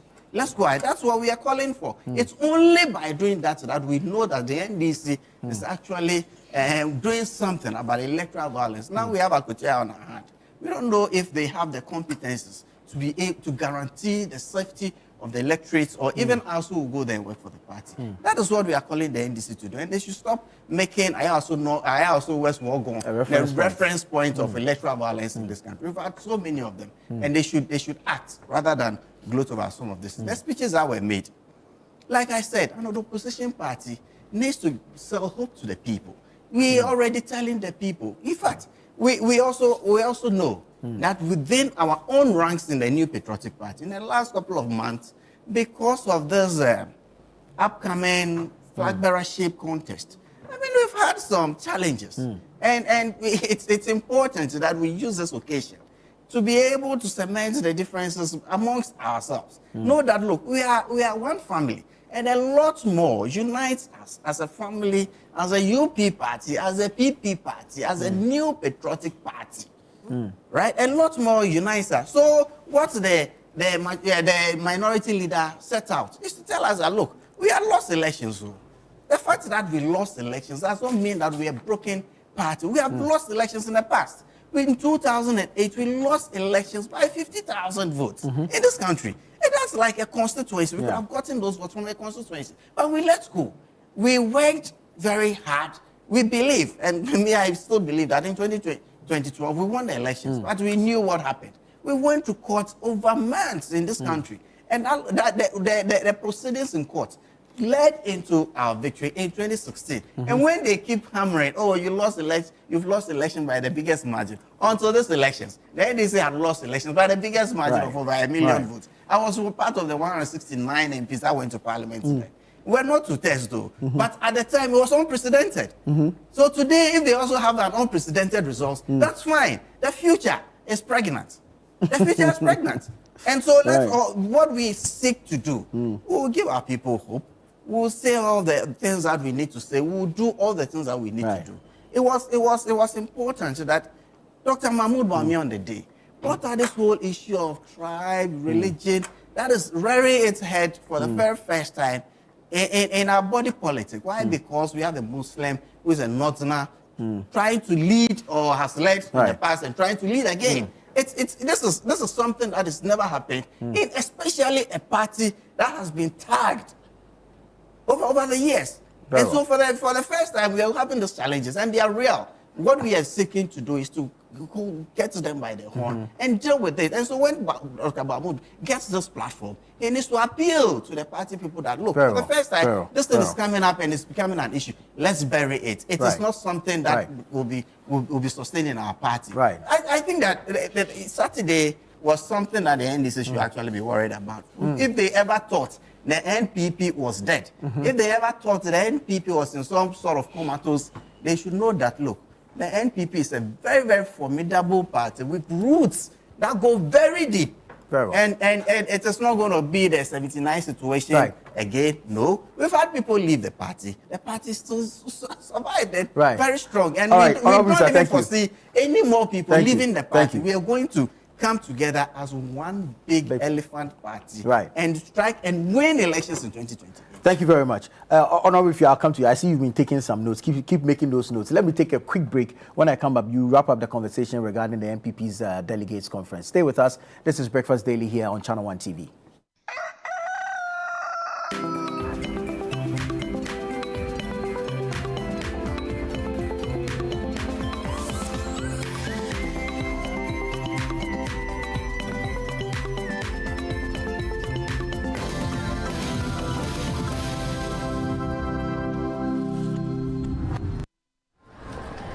Life can get hectic, and sometimes we forget to prioritize our well-being.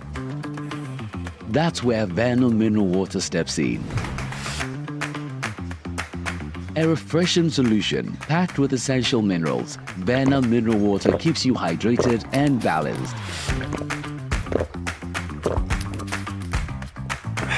Whether you're at home or work, Vernal Mineral Water is there to keep you going. Don't let a busy schedule hinder your health. Make Vernal Mineral Water a part of your daily routine. Share the love with Vernal Mineral Water, the choice for a healthy, vibrant you. This advert is FDA approved. One thing I hate in my life is heat, or to sweat whilst I am asleep. That is why I don't joke with my air conditioners. Not just any air conditioner, but Franco air conditioners. It's good for the Ghanaian weather, and they are filled with R410 gas, which is very friendly to human beings, which is not harmful to human health. We have 1.5, 2.0, and 2.5 horsepower. So what are you waiting for? Walk into any Franco branch now and grab for yourself quality, affordable, and energy efficient air conditioner from Franco. Visit www.francotrading.com or call any of the numbers on your screen for enquiries or wholesale.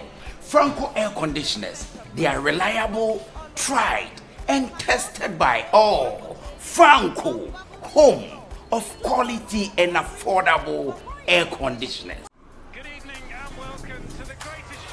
This is a people's game. They will be bubbling about this one for weeks and months to come. Let's go!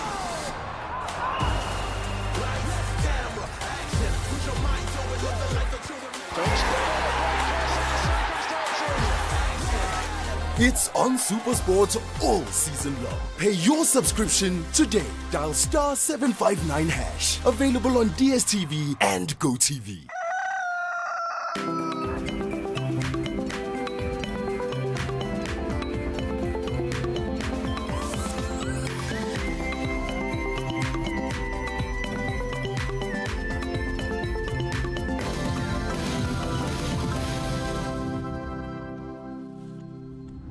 You're welcome back. This is Breakfast Daily here on Channel One TV. We're having the news review segment. Our first topic for the day has to do with the NPP's National Delegates Conference held over the weekend. 54 out of 56 motions accepted, 2 rejected. The gentlemen are in studio and we're having a conversation around this. But we want to hear from you as well. The show is interactive, and so send us your thoughts, your comments, and contributions. We're live on YouTube, on Facebook, and of course, you can join us on X using the hashtag Breakfast Daily. Honorable Fie, you have the final say on this NPP delegates confab. I see you're making some notes, so let us know your final thoughts. Well, Nana, thank you so much. It's important to state that we cannot particularize the youth department as though it's the only wing that can win you election. It is extremely important to put that on record. But if you look at the population of voters now, of course, majority are within the youth bracket. That is without any contest. And we cannot split hairs over as to whether it's 35 or 40. Except to say that, look, at all time material, you need someone who is versatile and experienced enough, whilst having what it takes to gel and handle that important office. And I think that I'm inclined to go for the last prescription by Elvis, to the extent that politics itself is generational. And so you need to have a generational plan, a 10-year interval, so that you categorize all these officers. Then they will be in position to cater for the needs and aspirations of all the segments that you are shepherding. That point ought to be made, and made with all the clarity. It's also important to remind all of us that, unlike what Honorable Fuseni said, the NDC is miles ahead in terms of certain democratic issues, i.e. the need to have a former party school, which school will be able to train and then let your members know your ideological position, what you stand for, your history, where you have come from, the expectations and the future, ambitions of the party. We have had our party school several years down the line. And so if they are copying, if they are imitating us now, it's important to put that on record. We wish them very well. They can come for some lessons notes to that extent. But they've always had the Dankwa Institute. Oh, I mean, that is no official party school, is it? Then, of course, Gabi is the party vice chancellor. You see, so, look, I have made a point, and I intend not to belabor it. It is important for us to realize that even in our traditional settings, our elders play a crucial role. In the NDC, the days when we had our founder alive, may his gentle soul rest in peace, none of us, I dare him respectfully to mention any NDC member who has called Rawlings a backing dog. No. I don't think that there's anything like that officially on record. No. Ours has been the best because you have your elder who sometimes you consult and he will tell you it is better to criticize you in the open for you to take corrective measure than to be playing the ostrich, breathtaking hypocrisy as we've seen our people doing now. Look, how do you have to gloss and then sweep under the carpet the fact that a whole former president, the one who has brought you out of political obscurity, you've been in political hibernation for years, several decades, without knowing what power is. It took Kufuor, that gentle giant, to mount a spirited campaign, to bring you out into power. Today, the man says in very clear terms that but for the visit of Brian Achampong, he wouldn't even have known that the party was going for Congress. Of conference.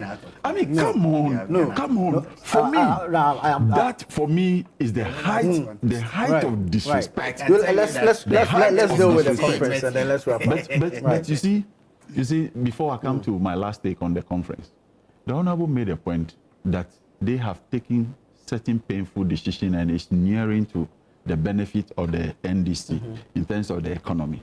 Look, today, the stability we are witnessing, the macroeconomic stability we are witnessing, is not an inheritance from the NPP. It is as a result of a coordinated effort between the monetary and the fiscal discipline that we are practicing. If you have a government where the president told us that he was in a hurry and he needed a very huge team, 125 or more ministers and deputies, to implement the agenda of government, at the end of the day, you need to service all those ministers. take good care of them. So you have reduced the number. We have reduced the number significantly. Right. That's cost savings. Cut cost savings. You look at it, all the steps that government is taking, no fuel for government appointees, direct political appointees, no fuel coupons for them, no fuel allowance. Right. Indeed, foreign travels must be based on what? Prudence, must be based on need for value. Okay, gone with the days where the president was flying the sky with rented jets, luxurious rented jets that Arabian kings will not even go for. Those are the things that the president was doing there. So now you've cut costs. You couldn't say that. Let's deal with you couldn't say conference. that. What the gains we have made economically was as a result of inheritance from the MPPs, this painful decision. No, not at all. Okay, so back to the conference. For me, at the heart of everything is the fact that all the sweeping reforms, the most significant reform, which is the expansion of the delegate the electoral college. The electoral college. Of what consequence is it? I'm asking him. Of what value is it? When the people will not even have the benefit at the base of your party, the polling station officers, they will not, the new people who will be added up, they will not even have the benefit of selecting the flag bearer. So of what consequence of relevance? No, of what relevance is it? Look, it's a rhetorical distance. Look, just hold fire. When you have your turn, you answer. You see? For me, the pretense is what will make the MPP remain where they are. You elect a flag bearer who will remain only a flag bearer, but you won't taste the presidency. We are clear in our position that you do not take Ghanaians for granted. They will slap you with the worst defeat ever. So we are very prepared in order to walk the talk in terms of the promises we have made. But I'm saying that today, what we celebrate or what the MPP want us to celebrate them for is the expansion of the delegate list or the electoral college. And I'm saying that the significance, the relevance of that has been thrown to the door because every party person wants to own the party, want to be like a shareholder. I have elected the flag bearer and a prospective president for that matter. At age 34, 35, I was a constituency chairman in Afaja Tosa. And I know how difficult it is to serve a party. And so how could you be serving a party and people whose mandate has almost expired, they will go and choose a flag bearer for you? Assuming it's Kennedy Ajapong, and I don't like Kennedy Ajapong.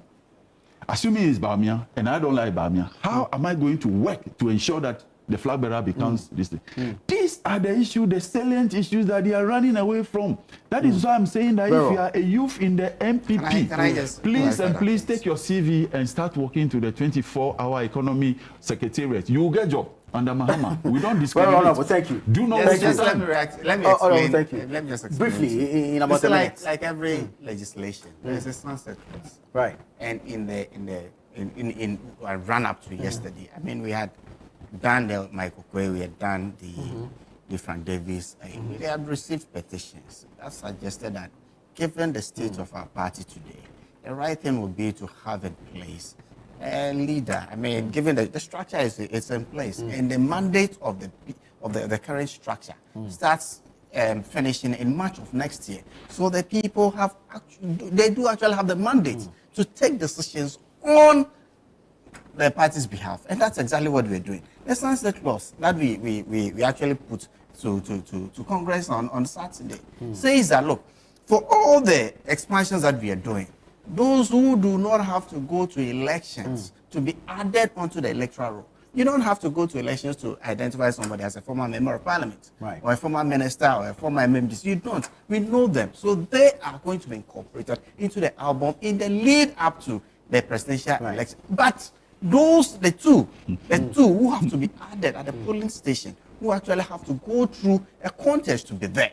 we will do it at the expiration of the mandate of the current party officers. That's a sunset clause for every legislation, and you know it in Parliament. For every legislation, every change in law that comes, there's a sunset law, and that is what we think will be helpful to us, and that's what we are doing. Look, you should avert your minds to the run-up to the selection of your candidates in the run-up to the 2016 elections, when you expanded your electoral college and the outcome how it affected your party in the elections. And we are learning from all those experiences. About it. Yes, you did not pretend. And it's an experience that we are learning. So we will not do a wholesale.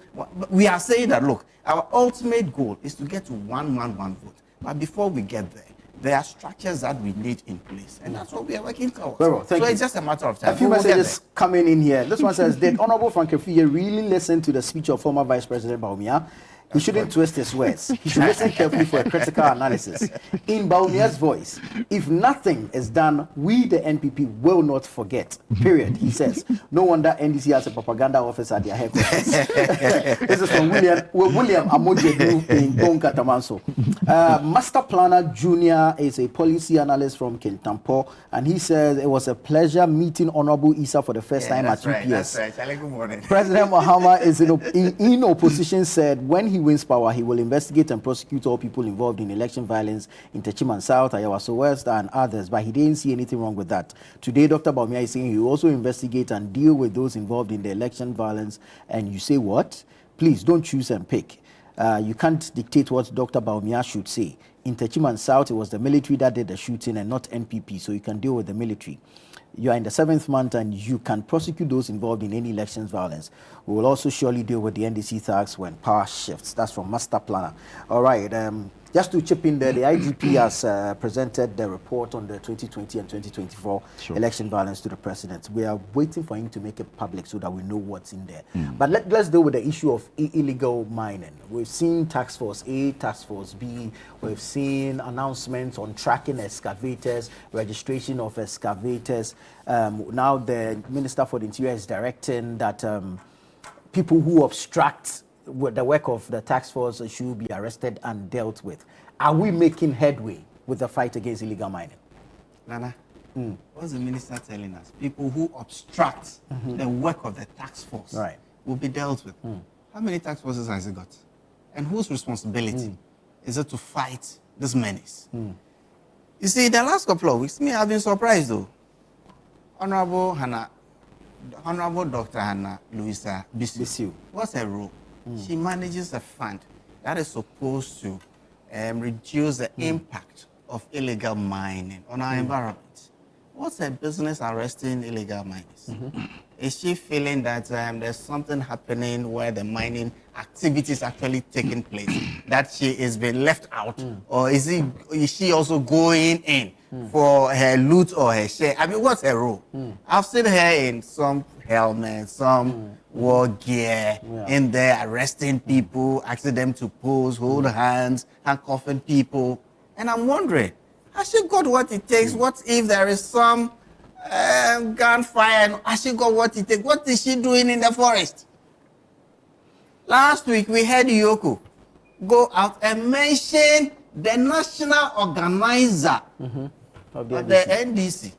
And the vice chairman of the NDC. I've heard them speak on radio, denying that they are involvement in illegal mining. But for Yoko and for the Attorney General of the government to be able to say that we are going to investigate these two individuals for their involvement because they themselves have set up task forces that are working for them, who account for them. So they go in there, seize people's illegal gold and monies and equipment, and they bring to this report. That's what the AG is saying, though. It's not me who is saying it. This is happening within the government.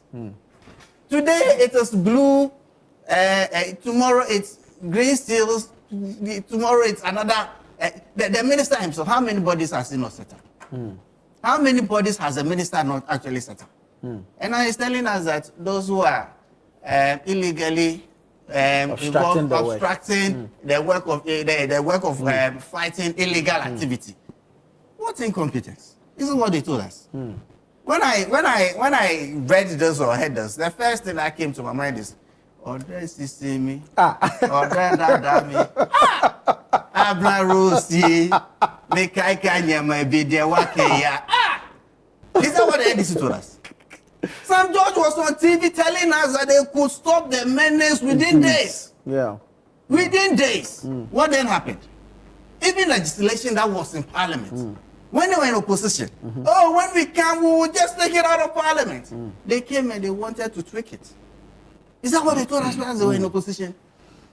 crop of very incompetent and very, I mean, you don't want to go on there. But that's exactly what they're doing. What's the minister saying? The same minister, I heard him rationalizing the fact that before a state of emergency is actually rolled out, the president had to do consultation. They didn't know that. They didn't know that. The president last week actually said the menace is a national emergency. Since when? Yeah, last week. They made it an NPP issue when they were in opposition. They made it an Anado Danko Akufo-Addo issue when they were in opposition. Why is it not a John Dramani Mahama issue today? Why is it not an NDC today? Since when did they realize that the illegal mining menace was a national issue that all Ghanaians had to deal with? They are liars. And now they are faced with the reality. They are liars. They lie to us. Look, I have heard some members of the NDC say that, oh, if you guys sat down for us to lie ourselves, if you lied yourself into power, now go on. Now go on. Let's all watch them. They have proven to be very, very incompetent since they assumed power. And the things they told us in opposition, Ghanaians should listen and know who we are dealing with. These were not the things they told us in opposition. They said within days. It's been 7 months. And now you are coming back to tell us that you are going to bring out a committee to fight out the illegal people fighting the illegal menace within the illegal. Massa. Very well. Thank you, Honorable. And this is you look sharp. Honorable FA, fight against illegal mining. Are we making headway? Well, I think that it's so concerning, very unfortunate, extremely worrisome. Listening to my colleague taking this whole analysis from the angle he's done. We face nothing short of existential threat. I am from the Volta region. There is not a single mining going on over there. Our waters are clean, our forests are intact, but still, we equally face the threat that others face directly where the mining are going on. Because the food you eat from Medina Market, Agbogloshi, or whatever it is, you do not know where it's grown, how it's processed. And so all of us are at a threat. But you see, this whole cyclical campaign revolving around Galamsey and illegal mining did not start from the NDC. The NDC has been in power and the MPP came. And so if you had 8 good years, 8 unfettered years, and the situation moved from bad to worse, and with the greatest respect, all you could do this morning is to sit down and be saying that Mahama in a matter of 6 months is incompetent, is shameless, then I will respect the viewership by not using any other word. I'll leave it to them. Look, in the last couple of months, we have realized that 44 out of our forest reserves have gone. Over 200 forest reserves that we have got. 44 of them, they have just diminished. Oh, senior. Just see the place to get the space to be. They've gone. And then he's telling me that within the matter of 6 months, we have vandalized those forests. See. We all saw Sir John's, may his soul rest in peace. We all saw his will. Even to the extent that what he did on Achimota Forest, the will he did, we saw it. But there's no Galamsey at Achimota Forest. Sir John belonged to the NDC. I'm talking about Forest Reserve. I told you that 44 out of them have vanished under their watch. And Chief, the only forest we have in Accra, which is, renewing our oxygen, is that Achimota Forest. Yeah. We in the NDC have been in power for ages. None of us thought of even giving an acre to anybody. But they have ruled it. Not true. Okay? Not true. We sat here when Professor Frimpong Boateng, who was the minister responsible for what? Upkeep of our environment. What report did he not come out with? The report is out there. Very soon it will be out. I think it's been put even out. It was actually part of the AG's letter for Yoko to investigate. Absolutely. Go into that report and see MPP, direct party people. Why are you behaving as if you didn't see the No, I'm coming. I think we'll do our viewers a lot of good if we have a very healthy, you understand? You are my senior, so let me treat you as such. You see, but then, when you have people who are being paid instead of working to advance the cause of the economy and the environment, it is about ecology versus economy. If you think that you can fix the economy by getting all the money under your bed, as we knew some of them had, and your environment is destroyed, Master, the next minute it will come back to bite and you die and leave that money. And so the NDC is walking a meticulous road where we feel that the poor, vulnerable youth who are doing mining in the name of Galamsey, they are not the real threat to the state. The financiers, most of whom are politicians, business kingpins, they are the real threat to this state. They bring the excavators, they bring the champhons and all of this. The vulnerable youth only are seeking their sources of livelihood. That is why we are approaching this whole fight from a multi-pronged form, where we want to fix the economy by unleashing job opportunity.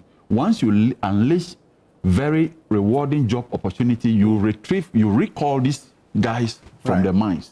Okay? Then you create a livelihood for them. Then that way you can declare a total war. Anyone who is recalcitrant, then you deal with. We cannot win power with the mandate and support of the people. And you expect that suddenly we must take gun and be shooting them down. After all, if everybody is dead, who do we govern over? But the real point is that the Interior Minister is making a point that if anyone calls you, the IGP or any of the security chief, any of the task forces and say that, look, I am calling in the name of Muntaka, please arrest him first. If they come to you and say, look, I've been sent by Muntaka, arrest him first before you call me. I think that is building some kind of confidence. So if you want Hannah-Bissell to sit in AC, air condition, and be taking salary, that is no. She works not under Akufo-Addo. She is working under Mahama, where you must deliver. In fact, her office, she's sanctioned to set up a tax force. Her office. If her office is just meant to be taking money, then what is the relevance of the office? That office is also clothed with the powers to regulate what happens in the mining side. So she elected to go to the field and to bring us result. But all of us must join in this fight. The MPP must not be quick, to sting we should not trade blame. We should not do this. Absolutely, but for the route he's taking, I wouldn't have ordinarily gone the way I am going. Thank you. The devil doesn't need to give someone to angels. Thank you. Must be very clear. There's a message that says, this one is to you. It says, good morning, Honorable Frank Free. Good submission there. Afajato is proud of you. It's from Hilda Atadrai. This one says, good morning, Anna. I just want to inform the NDC that the tables will surely turn. Kofi from Tema sent that one. Elvis, Galamsey, are we fighting or pretending to fight? I've always told them, we only pretend that we are fighting the thing. We are not fighting anything. How many times have I said this thing on this platform? We are not. Nobody is fighting Galamsey. It's just pretense. In less than 6 months of NDC, do you know how many excavators they say they have seen? They themselves came to tell us it's missing. Before Hannah-Bissell, something was missing. Murtala Mohammed was also on TV that about 40 excavators people have seen, all of a sudden is gone. The point is that the Galamsey is largely being done by political financiers, the politicians themselves. When there's a change of government, see, you the one that your party lose power, they will arrest your own, okay? And then they will push you out of the job. Then the one in power, their people take over. That is what is happening. So all these things, you see the minister going out there, they are not arresting anything. Even if they arrest the MPP people, they will go and pay NDC people who will go and pay and collect the excavator back. That is what we are into. I've told you that the only day you can tell me that Galamsey is making any progress is when you show me the water bodies getting cleaner. Yeah. Aside that, forget it. Galamsey is not anything we are fighting. We are only pretending. Because the people involved are the very people who are supposed to make sure that the thing is fought. How can the Interior Minister be telling you that there is a state tax force, but then there's an illegal tax force? Even they know about it. Yeah. I should have dealt with it. Freeport White this time, there were 2 different tax forces. Yeah. And Hannah-Bissell has no business going to the forest. You have to manage a fund. You have no power to go arrest anybody. See, this pretense of we fight again, that is why we are where we are. The thing is being captured by the politicians and their financiers. So if you go and arrest a politician or their financier, they will get their excavator back and go to the bush and go and work. That is what it is. Nobody should convince anybody that anybody is fighting galamsey. All that they do to go and arrest the people is to show us that, oh, something is being done. In the next 24 hours, all the excavated disease go back to the bush and they are working. This is what we are facing. And when we sit down and we pretend that we are fighting galamsey, truth of the matter, if you go to the community, the people will tell you that there's nothing is being fought. It is just a sham to show on TV and for you to know that these things are happening. President Mama's hometown, go there and see the galamsey that is going on there. In the north, there's a lot of what people don't know. Yeah. Galamsey, a lot is going on. There's nothing you can do about it because, see, they say Yamin and they say who did it? They knew that the tax force is NDC tax force, which is going out there and collecting, doing their own thing. They knew. There are several reports mentioning NDC MPs, NDC constituency chairman, and all of DCs all into galamsey. What has happened to them? Right. All you need is to come and issue a statement, directives or anything. The point is, as long as the politicians and their financiers are the one who owns the big site, they are the one who are able to buy these excavators. The boys you see that they are just hired to come and work and pay them. They cannot buy the excavators. It's the party people. Right. Look, I'm telling you, you'll be surprised to convince me, Elvis, that we are fighting galamsey. Right. Look, Elvis, thank you. Unfortunately, we are not declaring the amount of money. We've run out of time. The amount of taxpayers' money that is going that we are sinking the so-called tax for that we are fighting. If they tell you, you could have done a crack to Kumasi Road. We'll find time to do this again. Unfortunately, we've run out of time. But thank you so much, gentlemen.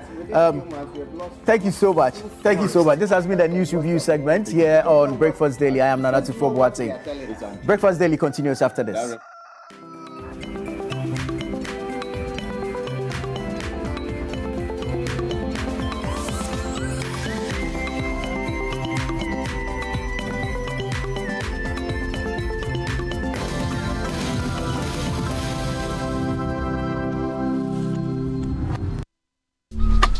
Life is a celebration of moments. Big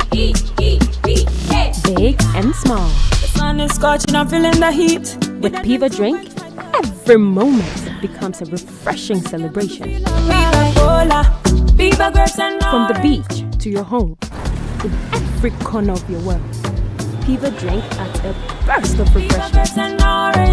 Give me Piva cocktail and tangerine.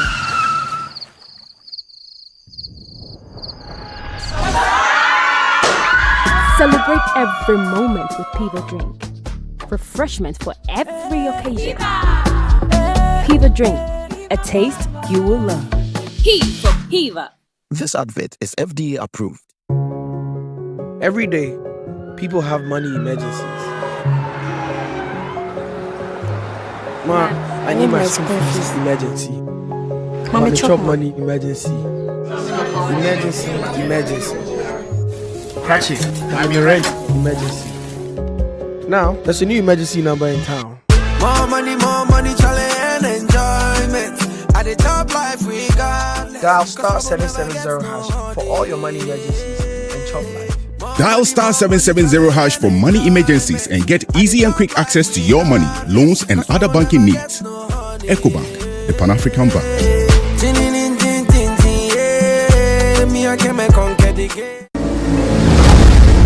Me pay so dear me chame. Sister me da dear me chibia na me amshishimi. Akuna ida.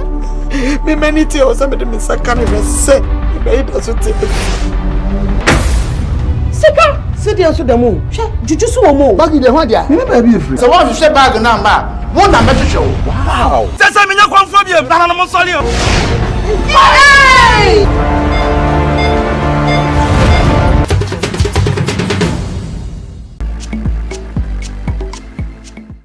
What's cooking? Welcome to another episode of What's Cooking, the show where we stare beyond meals. Hey, what's going on here? Me fish show. My guest today is Naramle. She is a communications and marketing expert. She's also the founder and CEO of many things. So we're making what I call the Kobe jollof. The Aries in me just likes to go on an adventure. Chef Kiki. Yes.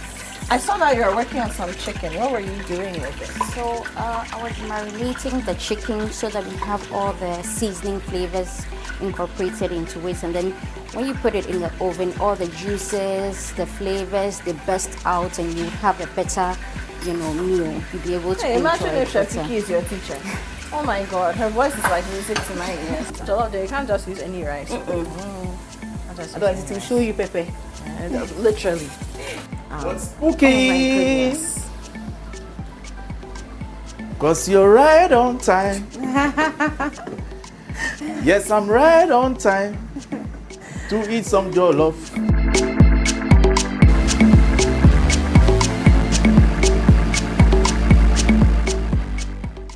What's Cooking is brought to you by Tasty Tom, Kivo Pepper, and Lily Rice. Are you a student in Ghana? Are you 11 to 15 years old? Are you ready to write, think, and analyze your way into hearts and minds and straight to the top? Then it's time for you to get ready for the Literacy Challenge 2025.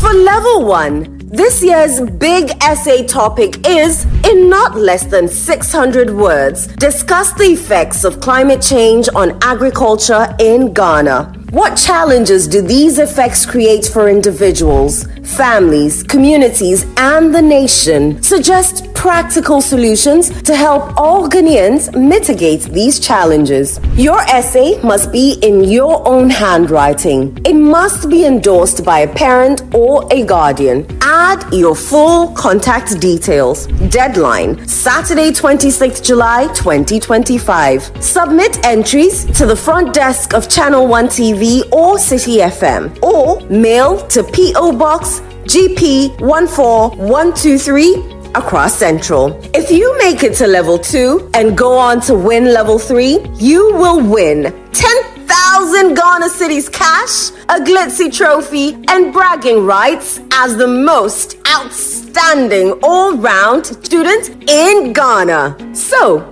get writing and show the nation what you've got. For more details, call 0205 973 973. The Literacy Challenge 2025 is powered by City FM, supported by Channel 1 TV, and is sponsored by Belmu and GB Assessment.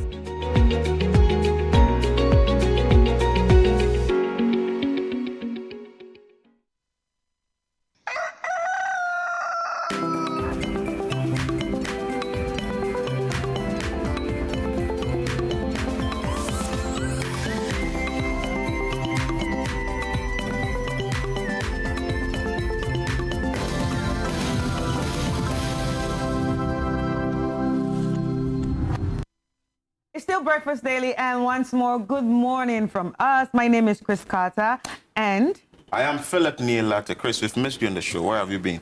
You make it sound like I've been away for a very long time. But 7 days multiplied by 24 hours, calculate. It's just 1 week, sweetie. How was the weekend? And you're very, one thing about you is you're actually very fortunate that you get to switch women every week. Today Jifa comes, and the next day Chris comes. Yeah. That's good. Yeah. So it's supposed to be sport for choice. A lot of people actually be wishing that they're in your position. But anyway, once more, good morning, ladies and gentlemen. You are welcome to Breakfast Daily. And you already know that this show started at 7 a.m. with Nana to 4. And from now on till 11 a.m., we are going to be riding with you throughout this morning to make your morning educative, exciting, and also informative. And also bring you all the stories that you need to know about, especially ones that concern our communities. And these are all ways to tell your stories and better our communities. Remember that the show is very interactive, so feel free to join in at any time. Send in your text messages via the WhatsApp number on the screen, and do not forget to use the hashtag Breakfast Daily if you want to share your opinion, your question, or your thoughts on social media, especially X or Facebook. And also, you're watching us on YouTube Live right now. You have the comment section right there for you to share all your thoughts, pour out the questions, and also send those wonderful wishes to your loved ones. And if you think that we have enough time for the Literacy Challenge, ladies and gentlemen, please, you may be wrong, because this Saturday is the deadline for the entries. If you haven't sent in your entries here, then please do that now, because this is the first stage of the Literacy Challenge 2025. And as projected on your screens, the Literacy Challenge for students aged 11 to 15 years win 10,000 Ghana cedis and a trophy. And on top of all that is the bragging right. So the topic in not less than 600 words discuss the effects of climate change on agriculture in Ghana. What challenges do these effects create for individuals, families, communities, and the nations? Suggest practical solutions to help all Ghanaians mitigate these challenges. Script must be in your own handwriting. Script must be endorsed by a parent or guardian. Add your full contact details.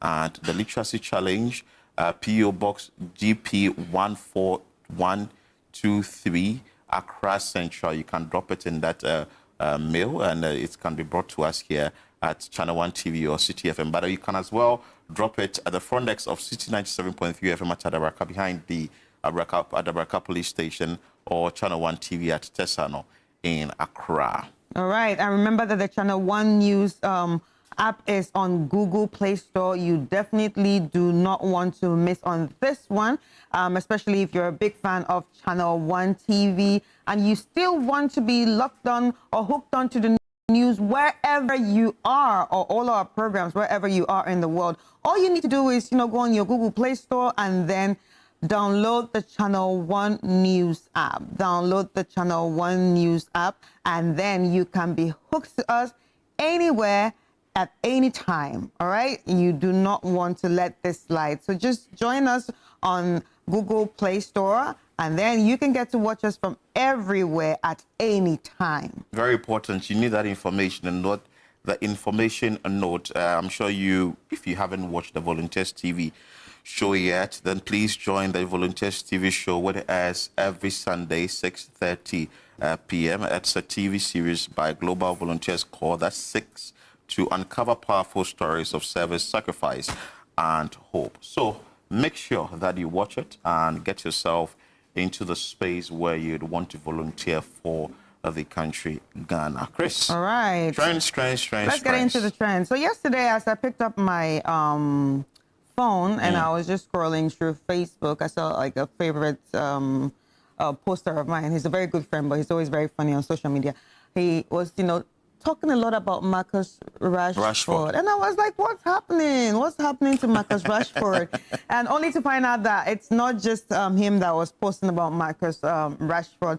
A lot of football fans were actually posting about it. And it's about Marcus Rashford, the former Manchester United player. The whole thing was actually about his transfer deal to Barcelona FC. Barcelona. On loan. On loan. And so he arrived Spain for his medicals, and also fans are actually waiting for, the actual confirmation of the young talent transfer from the club. So we understand that he's going to Barca, or if he doesn't perform, he'll come back to Man United. Is that how it works? Yeah, I'm sure. That's what the sports guys told me. Oh my God. That's how it works. So he's going to Barca. He'll be in the next season. But that would be very stressful. Come again? That would be very stressful. That would be very stressful. To move you, and then people get so excited, and then you don't do well, and they bring you back, and that is, when they bring you back, just shows that, your talent no reach. It looks like the United fans are saying that they don't want him again. He should go and he should not return. He should be in Barca. Anyway, some of the tweets on that from Fabrizio, he actually posted this, and he has posted another one in this 1 hour ago. He says that Marcus Rashford set for medicals as new Barca player today, authorized by Man United. All documents are being exchanged between the two clubs today. That is coming from Fabrizio. Another one too from J. Sims Jr. also says that Marcus Rashford and Yamal next season. It's just going to be interesting how it's going to be. Yamal has been doing a lot of things. Lamine Yamal has been doing a lot of things in his club in recent times. That 17-year-old boy. Yeah, and last time I actually saw him on social media where he was going to sign a contract with his grandma, and they actually showed a picture of him and his grandma from when he was a kid. That means the woman has been there for him like forever. And it was nice and very wholesome to see that he still carried her now that he's grown up, showing around his success with her. And I think it's great. I mean, let us give props to people that actually helped us get there. And finally on that, Dre on X says that Rashford would immediately be my Ballon d'Or candidate if he pushed God's plan. Anyway, let's see how that is going to turn out, how the season is going to play out for Marcus Rashford since he's moving to Barcelona. Yeah. So we have another one. Atta Mills would have been 81 years today. Yeah. It's a July born, Yes. And sadly, he's passed on, but we are still celebrating his 81st birthday, though he's passed on as a president. He died as a sitting president. Yes.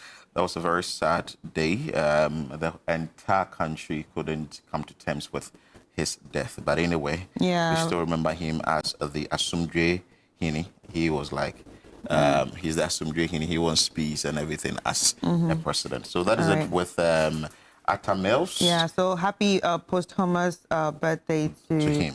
President I understand Kwesi Arthur was at UHAS, and he did some performances there or did something there. So Ghanaian rapper and singer Kwesi Arthur was at UHAS over the weekend upon being invited to perform at the institution. He gave the crowd an amazing performance, even performing unreleased music. I understand we have the video. Let's see if we can bring you that short video of Kwesi Arthur performing at UHAS. Do you know something? You know something? Okay, yes, you don't know. I get this song where they can't drop. And I want to play it for you guys first, before it even drops.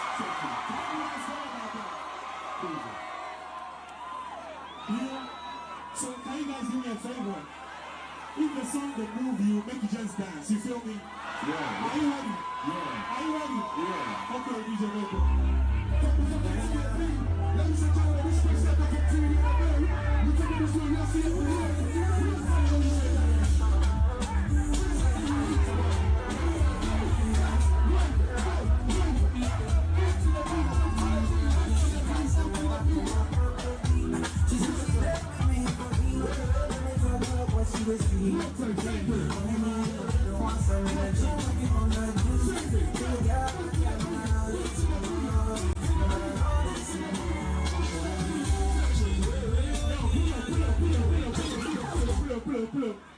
Yo, how are you feeling? How you feeling? How you feeling? How you feeling? How you feeling? I said, you know something? Oh, that is Kwesi Arthur there, is getting the stage lifted, and also the heat on the stage and all that. Students also like a lot of fun. So that is Kwesi Arthur at UHAS for you. But Chris, let me ask you this question. Lucky Dube and Bob Marley, who will you go in for? It's very hard to choose, honestly. When I saw this trend yesterday, it was actually very hard to choose. Because 1 minute, the lady plays a Lucky Dube. I'm like, yeah! And then I'm like, okay, it should be Lucky. And she just drops the Bob Marley. I'm like, whew, okay, I don't think this comparison is right in my own I don't think she was view. actually comparing for us to actually say who's the best at the end of the day, because all of them really have like very strong songs. They have like very great catalogs, if I would say. But anyway, if you're wondering what we're talking about, yesterday on social media, I think it started on TikTok, then it went on Instagram, then it went on X. A UK-based Korean DJ. And her name is Soul. She actually, set the whole space ablaze by playing both songs from Lucky Dube and also Bob Marley. So making us trying to choose who's the best. Well, it's actually very hard to choose, I would say. They're all great. They're all great. I don't know if we have a video of her we could play, of her doing the mixes there. Okay, let's play. Just something small.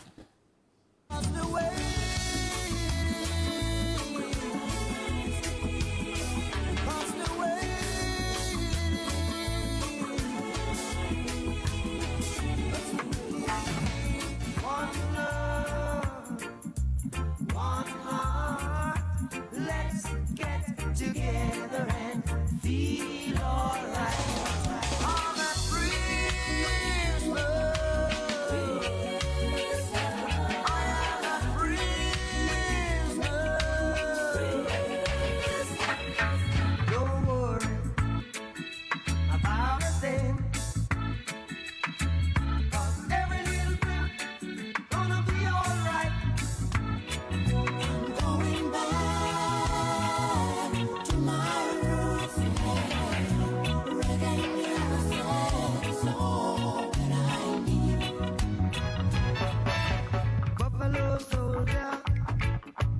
dreadlock rasta. There was a buffalo soldier in the heart of America. Wherever you are, remember me in whatever you do. I love you. I don't wanna wait in vain for your love. I don't wanna wait in vain for your love. I've got you to make me feel alright. I've got you to make me feel alright. No woman not cry. Lost away.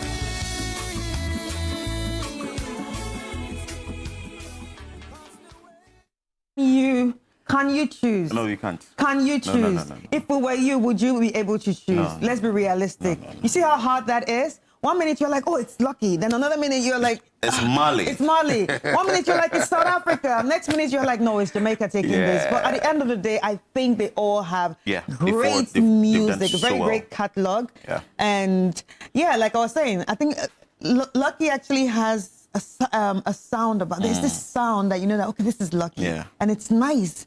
It's really, really nice. You can actually play their songs for like a whole week and you don't get tired of it. But anyway, we have some comments from, is it Zara Empire, Zaramo Empire, says that we go for Lucky Dube or Of Luck course, because Dube. she's Tanzanian. Anyway, another comment we have? Okay.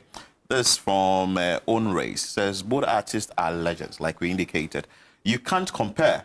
They have to coexist in their legendary status.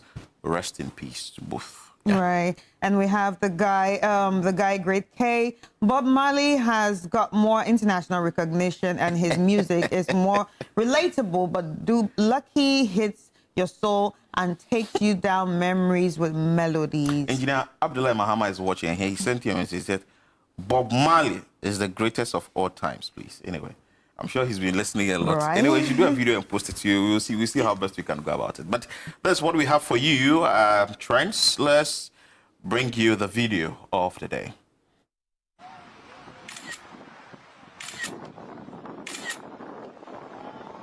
It was at this moment that he knew. He f***ed up.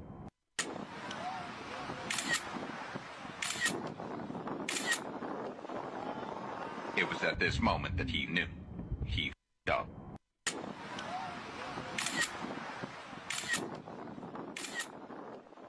But he can just dive in there and get his phone. He probably doesn't even know how to swim. And remember, the boat is moving. So where exactly are you diving to?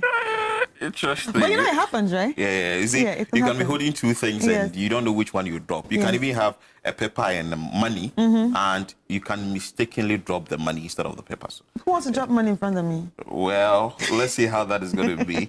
Let's start a show in full with our artist in studio who will take us to the next level. That is Fifi Bisiu. After we get seated and the show begins.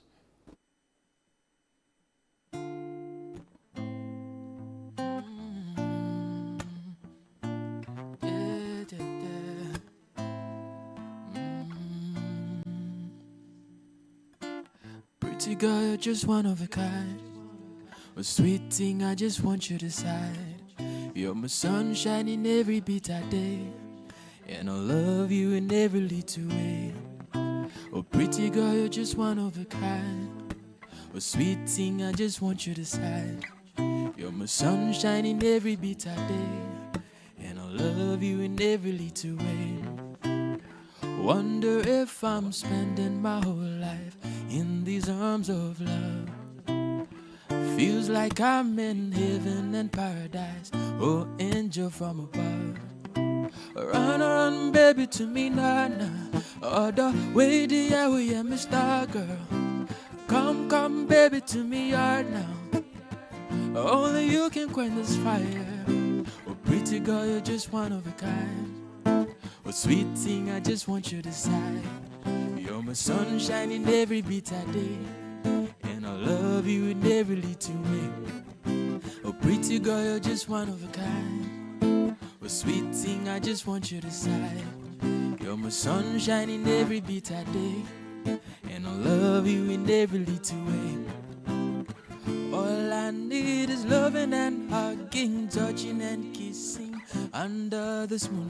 Your smile is my favorite distraction, baby, you're my blessing, beauty and run, baby, to me, nah.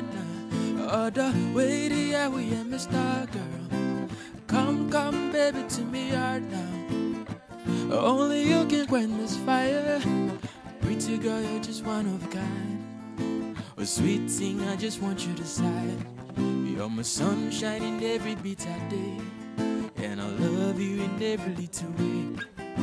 Oh, pretty girl, you're just one of a kind. A sweet thing, I just want you to decide.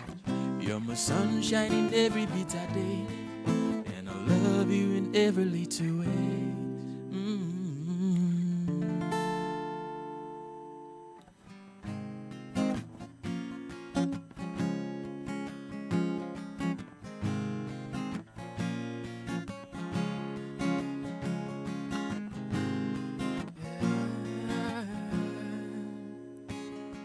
Stay with me another day in love. At last I found a woman I belong.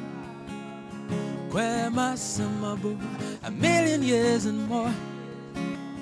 Even in the grave, this love will keep on burning. Say, sunshine, make I feel. Baby, I'm free. Know this, that you can count on me, my baby. Count on me every day. Count on me, my baby. Count on me every day. Yeah. Na na na na na. Baby, I will always be your lover. Your love was blinding me, call me Steve Wonder. In Jalema, Smubbo, 1,000 years and more. Even in the grave, this love will keep on burning, burning, burning. Sunshine, make I feel. Baby, I'm free. Know this, that you can count on me, my baby. Count on me, every day. Count on me, my baby. Count on me every day. Count on me, my baby. Count on me every day. Count on me, my baby. Count on me every day. Count on me, my baby. Count on me every day. Count on me, my baby. Count on me every day.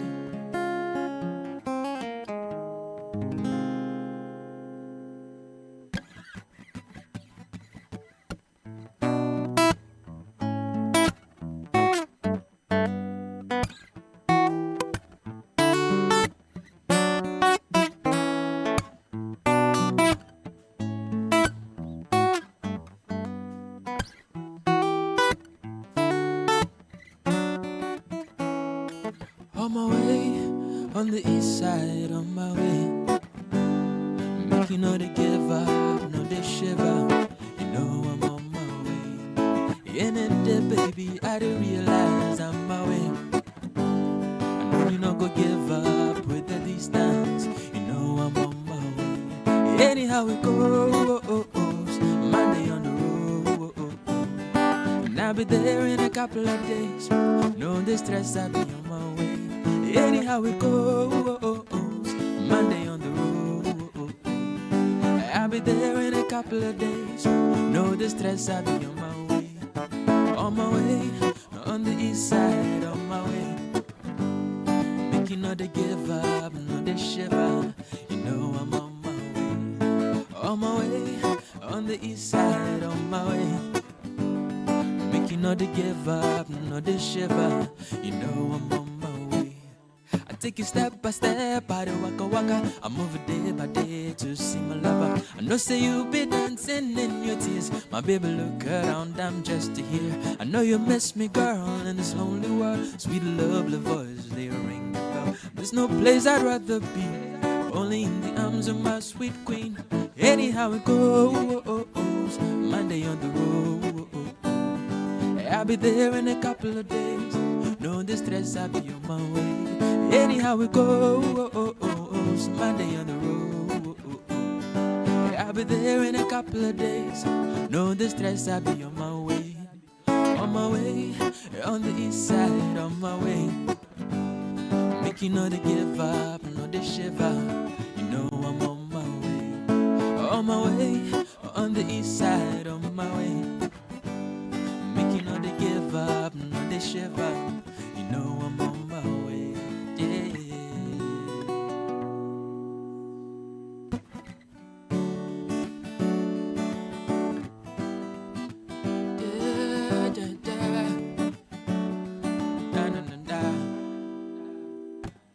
If somebody should ask you what a beautiful life means, you'd get up in the morning and walking on the streets. It's a long, long, long queue behind the old cafe. Cause your mommy go away, 70 pesos for sugar and count. Gotta smell it, sensitivity. What a feeling, what a taste. Cocoa feeling the morning. Cocoa feeling the morning. Cocoa feeling the morning. Yeah, yeah. 2 cups of this Ghanaian drink will make you shake your soul. Fed up with the morning sun, and mommy, me bacho. There are many, many, many options laying on the counter. Would you drink? Would you bite? It's a matter of no fight. Should I buy? Cause it or Picasso, Buffalo Botibo. Hello, brother, Cocoa feeling the morning. Cocoa feeling the morning. Cocoa feeling the morning. Yeah, yeah.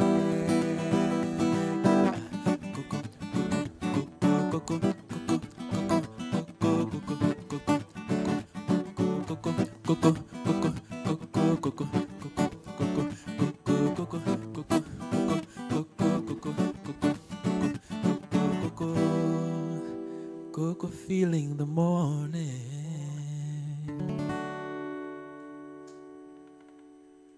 Hi, Fifi. How are you? Doing well yourself? I'm great. Your voice is actually very soothing. Thank you so I'm sure you've much. heard it before. No, I'm hearing the first Oh, time you're from you, yeah. Oh, you're acting brand new. So I'm blushing. You're acting. Oh, you're blushing. Yeah. No wonder you're turning purple. How are you? I'm good yourself. I love what you're wearing. Though. Thank you. And I love your style too. Thank you so much. Yeah. You're, you know, like all these old tech kids. Wow, thank you. Yeah. Thank you. So I was what's styled the- by my niece though. By your niece? Yeah. How old is she? She's 13. She's 13. Yeah. Hi, Nisi. You did a great job. Anyway, once more, you are welcome. Thank you. I said your voice is very soothing, and also the genre that you actually chose to work on. Would that say that is what's more befitting for the kind of voice you have?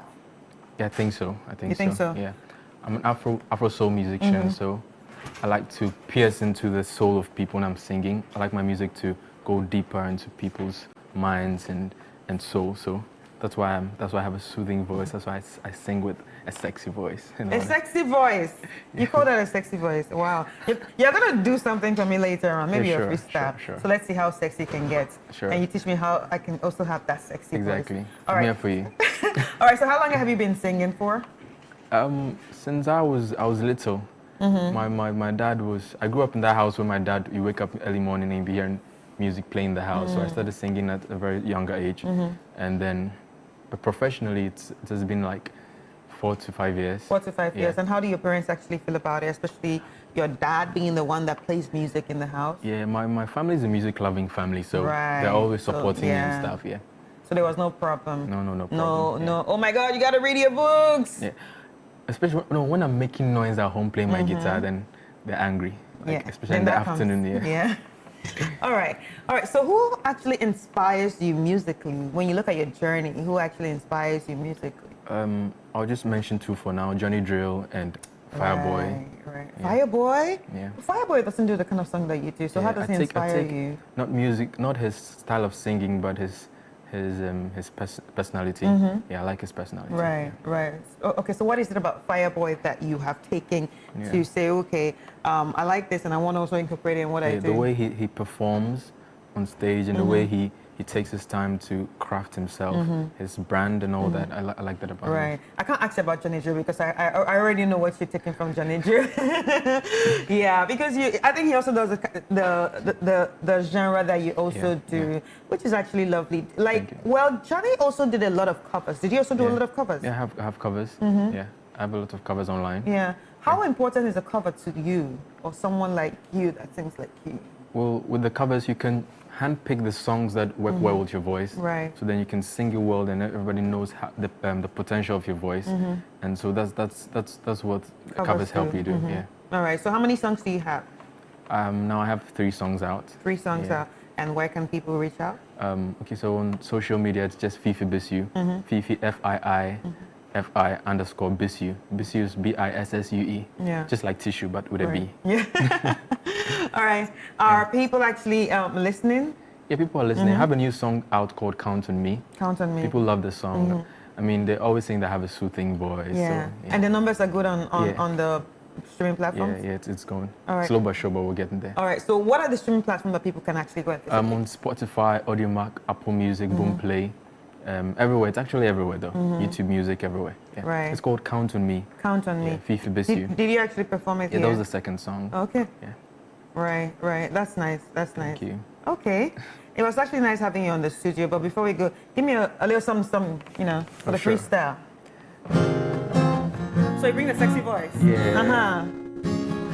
Stay with me another day, love.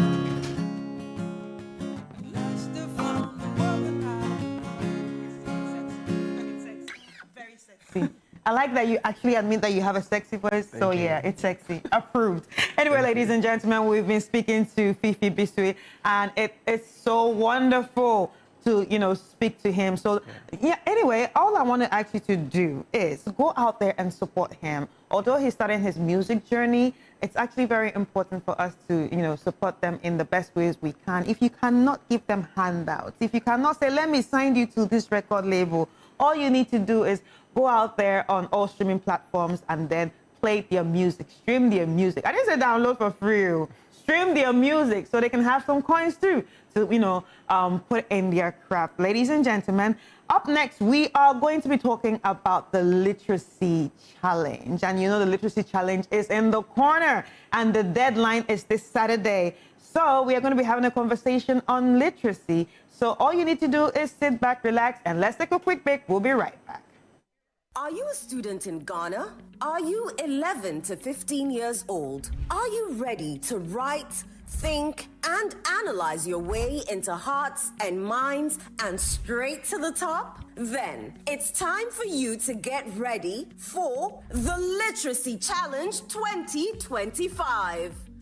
For Level 1, this year's big essay topic is, in not less than 600 words, discuss the effects of climate change on agriculture in Ghana. What challenges do these effects create for individuals, families, communities, and the nation? Suggest practical solutions to help all Ghanaians mitigate these challenges. Your essay must be in your own handwriting. It must be endorsed by a parent or a guardian. Add your full contact details. Deadline, Saturday, 26th July, 2025. Submit entries to the front desk of Channel 1 TV or City FM, or mail to P.O. Box GP 14123 across Central. If you make it to Level 2 and go on to win Level 3, you will win 10,000 Ghana Cedis cash, a Glitzy trophy, and bragging rights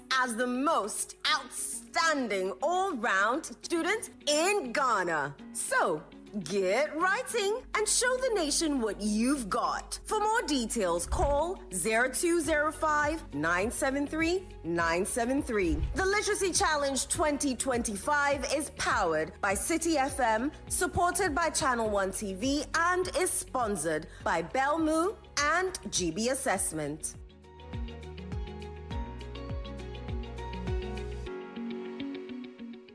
And if you want to be part of this competition and you haven't submitted your entry yet, this is the time you have to do it, because 26th July 2025, this Saturday, is the deadline for the entries. That is the stage one. But in studio for us to have conversation on the Literacy Challenge is an author and publisher, Grace Dorcas Annan.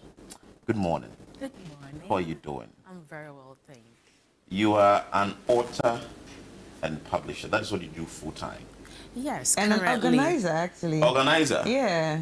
Wow. Of a book fair. Of a book fair? Yes. That's how much she loves books. I was just about to say that's how much I love books. That's how much she loves I go books. to bed thinking about books and I wake up thinking about Thinking books. about books. Yeah. Yes. That's how much she loves books. Oh, beautiful.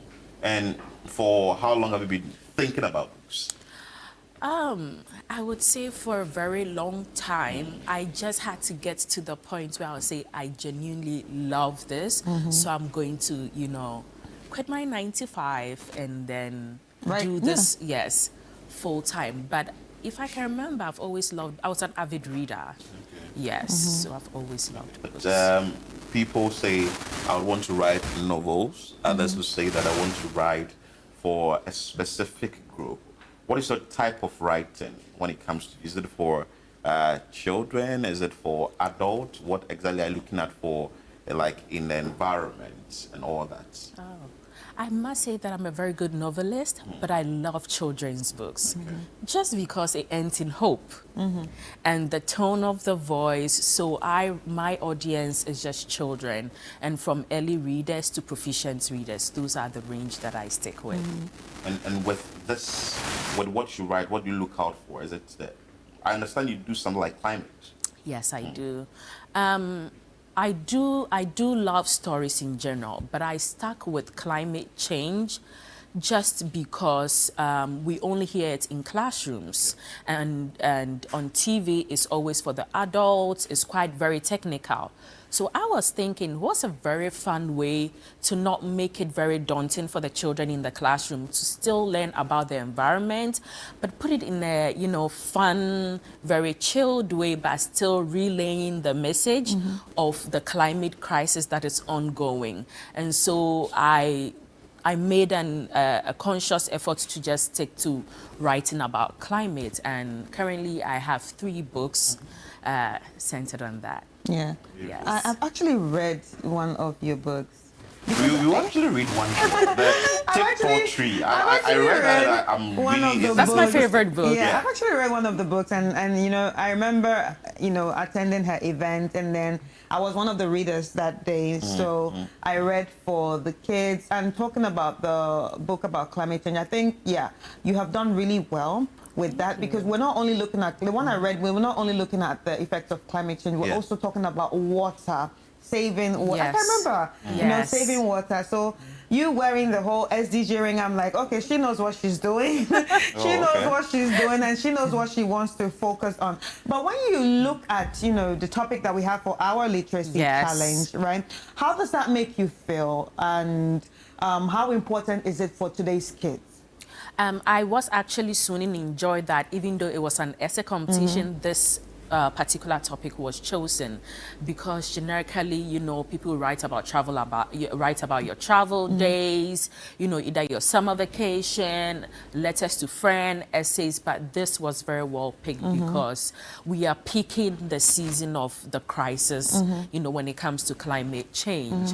And for agriculture, I think that it is perfect. Sometimes we create bigger stories, with what is going on around the world. But agriculture is one of the basic, most important aspects when it comes to climate change, because we look at the world now, Africa has like 64% drought ongoing. And then food is our life source. So these are the conversations that we are supposed to have. You know, you might talk about the ozone layer, but people can relate to it because they can see it, they can touch it. But when it comes to agric, food, water, things that nourish us, it hits close to home. You can feel it. So I think this is a perfect topic for the children to write about. And even though it's agric, I was thinking about it. This is a nice event, and you've already introduced the characters, you know, the effect of families, you know, communities, and you've already given them the plot. So even though it's just like an essay, I was looking at it from the creative side, and I'm hoping that the children tap into a higher, you know, form and doesn't make it like a research paper, but find very creative and analytical way of bringing out their essays. It's very exciting. She has some books. Yeah. I want you to show it to the camera so that you know the kind of books you have and how many you have really written. Because this one is what? This one is a Thick Tall Trees. Okay, what is it about? So this book was inspired by me watching a news series on the Etiwa Forest. Okay. So Etiwa Forest is in the eastern region of Ghana, and it actually gives 5 million Ghanaian water every single day. But a few years they have started doing bauxite, illegal mining. And so it actually, you know, I wasn't feeling well in my spirit. So I was like, this is very bad to know that our water bodies are being ruined. So I reached out to the organizations who are the custodians of the Tiwa Forest, which is Arusha, Ghana. And then I asked them the technical questions, and they were very open to having a collaboration on me writing about it. And that's how we birthed this book. So the storyline goes with Papa Michael, a throwback of Papa Michael when he was a kid. And this is Papa Michael, you know, with his child, Grace, yes. And then Gracie is asking the dad to tell, you know, her a bedtime stories. And I use this point of view because mostly it's mothers who do the takini and the nighttime routine. But I wanted the father figure to be there. So it talks about the dad telling Grace about they used to have beautiful, thick, tall trees, but because of the ongoing deforestation, you know, they were lacking. And I just didn't leave it there. I created a platform whereby I wanted peer-to-peer. Because children are tired, they can be tired of adults to, you know, young child conversations. They go to school, they do a lot of subjects, the teachers are talking to them, they come home, they are having conversations. So I had to create a setting whereby they are learning from themselves, yes, how trees are good for medicine, for food. And so, yes, that's how the story, goes. So, yes. so currently, do you have it in schools being read by the pupil or children? Yes. Okay. Most schools have been my biggest supporters, and NGOs or individuals buying it in bulk and giving it to the schools. Oh, yes. So what of the next one? Oh, this is Oops, You Littered. What is it about? It's about littering. Yeah. One thing that I cannot stand is sitting in the car and see someone throw rubbish through their window. And sometimes you can see the most polished person, you know, and then out goes the rubbish. And you go to Medina, I love going, you know, sightseeing, seeing places. And I was like, this is an error and we need to fix it. So how do I bring about this topic? So it also starts with a peer-to-peer of Junior, you know, enjoying his golden bar chocolate, and then he drops it, and then Gracie sees it and is like, we cannot do this. So now let's take it to the activity center and talk about how littering, you know, affects us as a community. You're changing the mindset of the children. That's nice. Yeah, that's nice. One of this one. This is Hey, Let's Make a Change. Okay. This is a combination of about 5-6 SDG goals. Yeah, this is the one I read. Yes, and it was commissioned by the European Union in Ghana. Yes, so they wanted me to continue the series and write about some of these social issues that we have. So I combined, shortage of water, going back to, littering, our health, and it follows through a story of a family, trying to educate their children and friends about, the effects of. Wow. Yes. But I can see other books there, also written by you. Yes.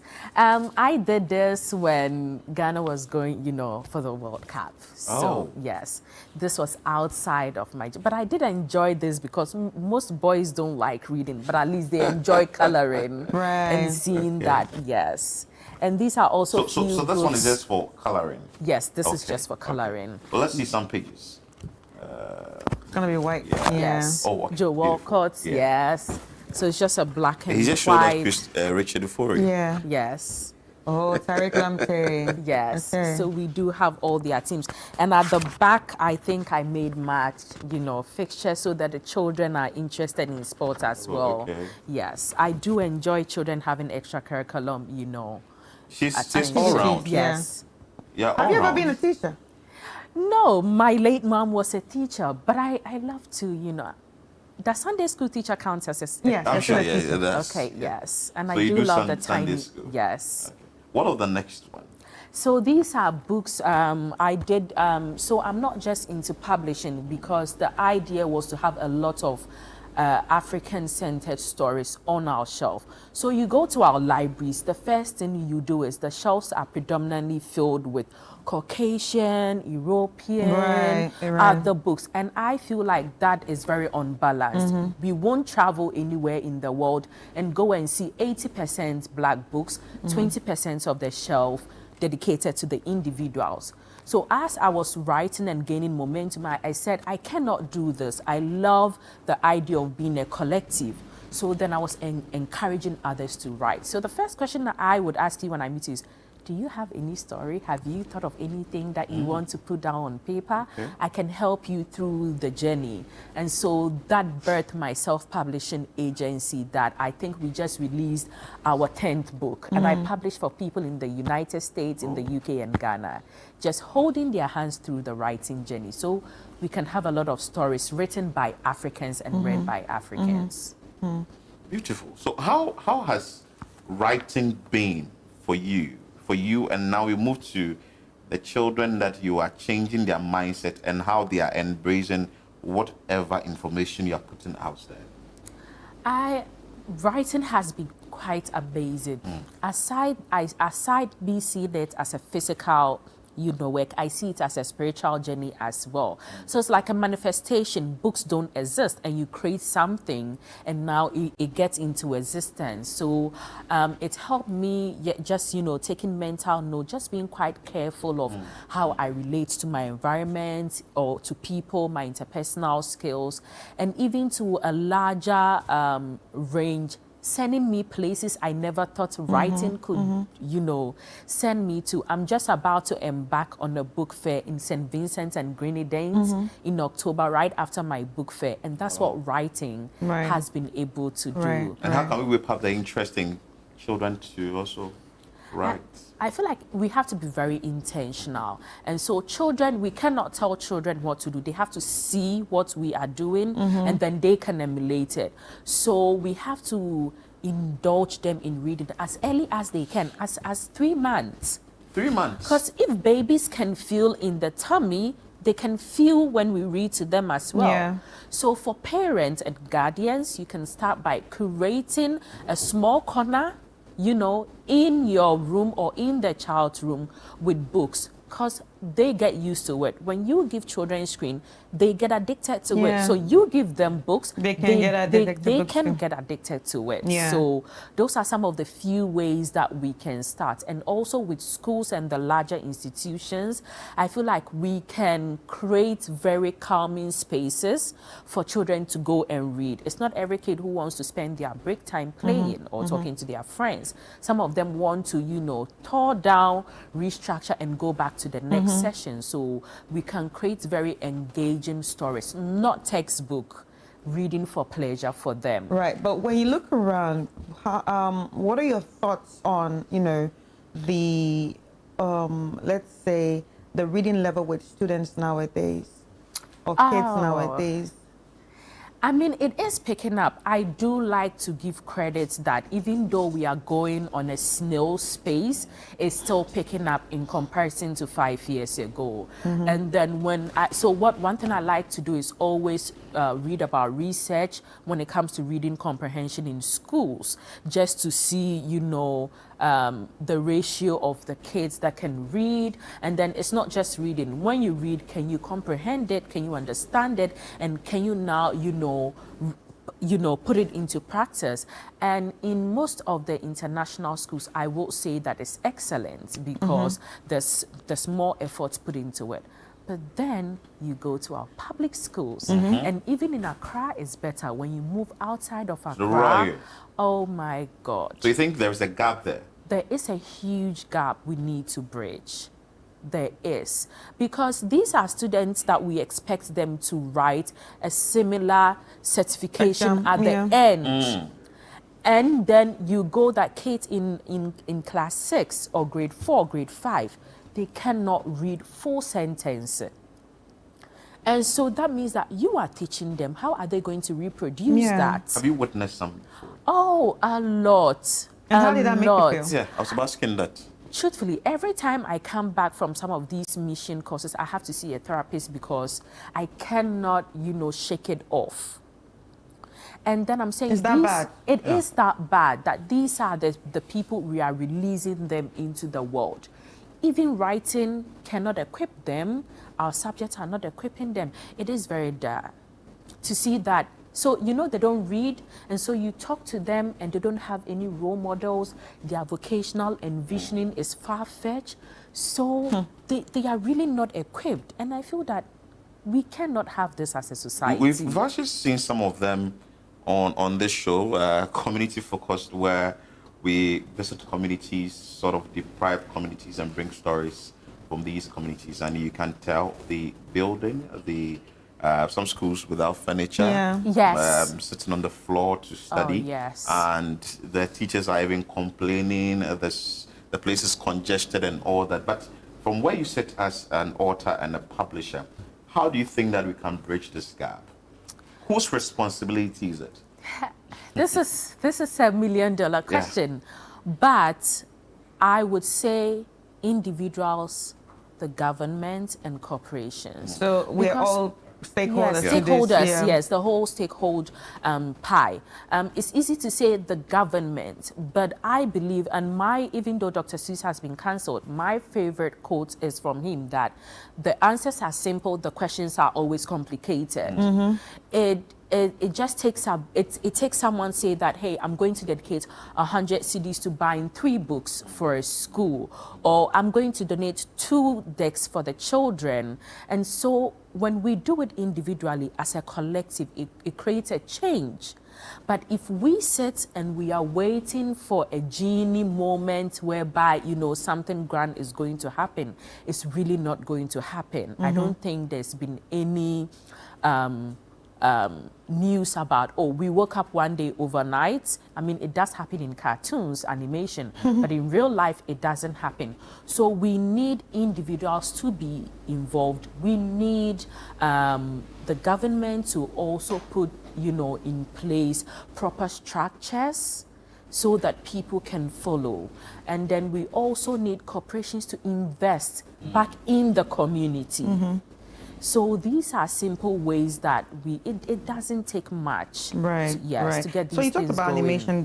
Do you ever see yourself, you know, bringing your books to life by probably animating them someday? Oh yes, we do. The Hey Let's Make a Change is animated. Right. And then I have been poached by a foreign company to also put it in animation. And so I can, because even though I love books, the truth of the matter is most children spend their hours on screen. So, and averagely 7 hours, 6 hours. So, and that's a lot for children. Yes. We need to get the message across anyway. So then if they are not reading, so you then bring we it to can, life. yes. So yes, I am looking at the greater cause of putting the books. But you just made mention of the screen. So do you have e-copy of these books? Yes, I do have e-copy, yes.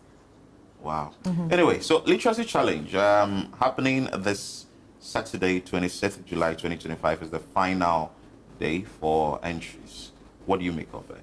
And also, the fact that you would want to encourage parents, because you made mention of stakeholders' involvement, parents, teachers, to also push their wards or their students to participate in this competition. I must commend the organizers of this challenge because we've That's been... us. Yes, thank you guys. Yes. CT, that's amazing. Yes. Because, you know, when you check the content on screen, it's mostly music, other forms of art, but literacy is the base note. Before you write the music, you are writing. Before you act, prompts are being put down. So this is an amazing avenue that you guys have created for children. And I can't wait to personally read some of the stories because I teach creative writing both online and in person.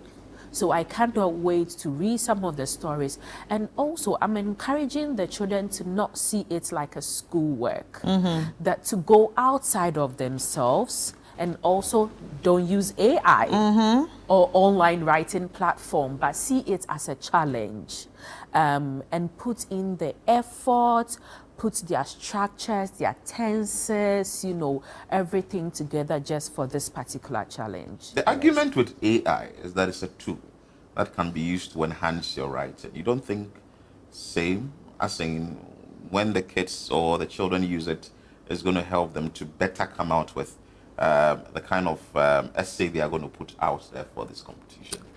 It is a tool, and there's definitely pros and cons. Yeah. And for adults who are quite level-headed, I think we can balance it by choice. Yeah.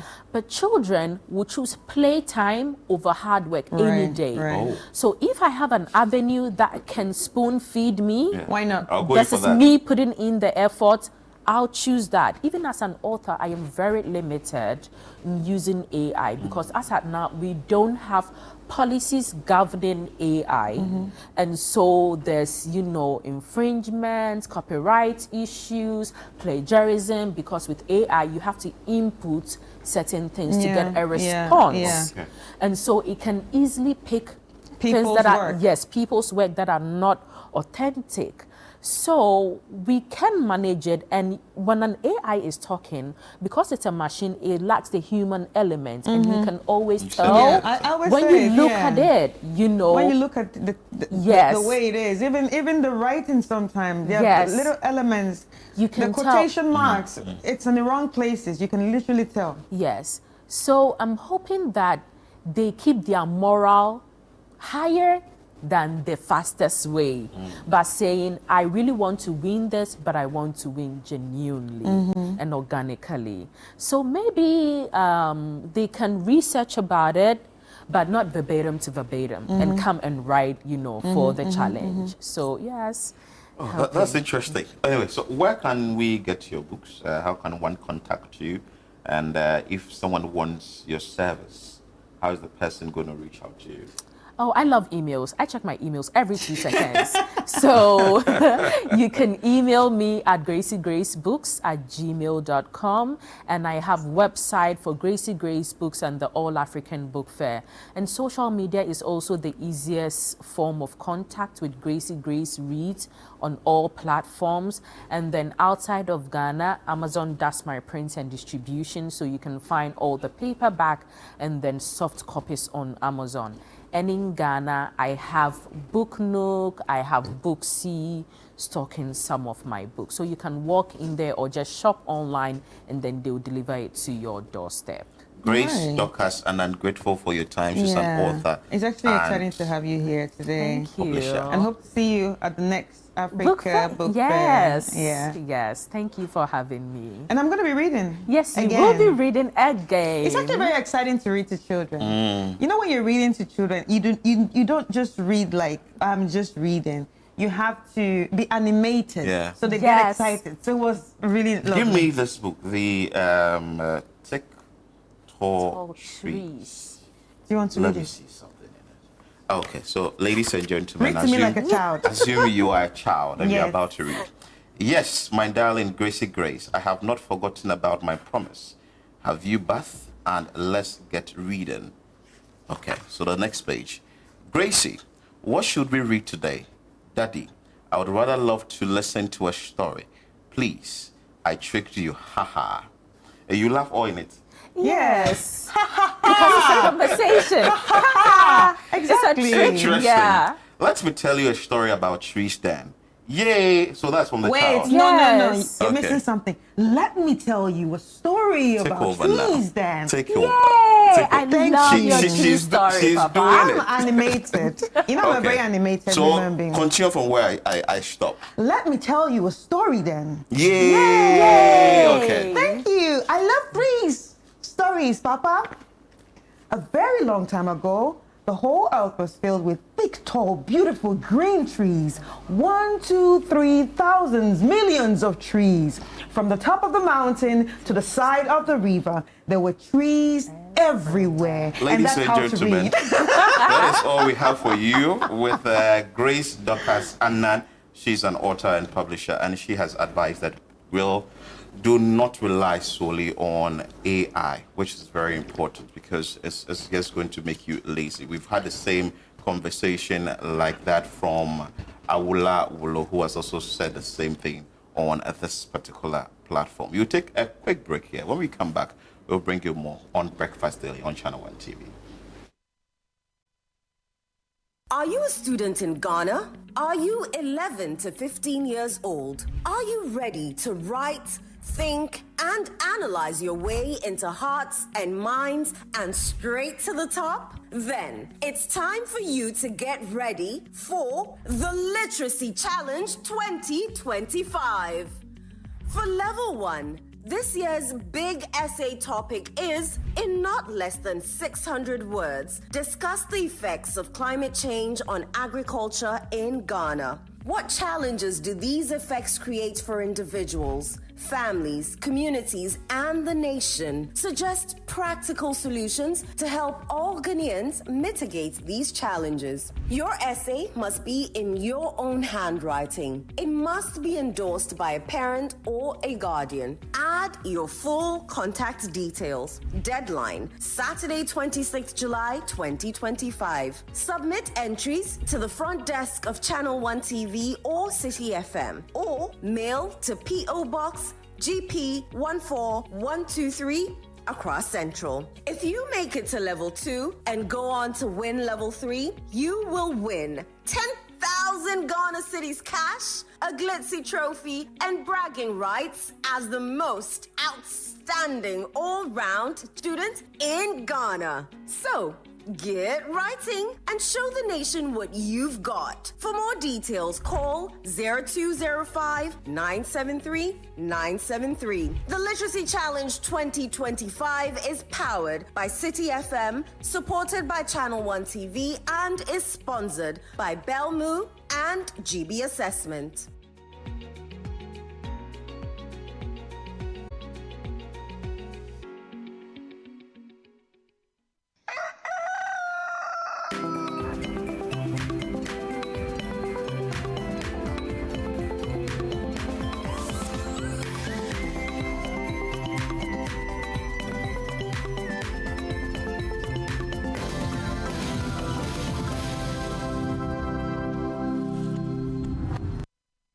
Run for socialization and for good health. My will is my power, power, power, power, power, power, power, power, power.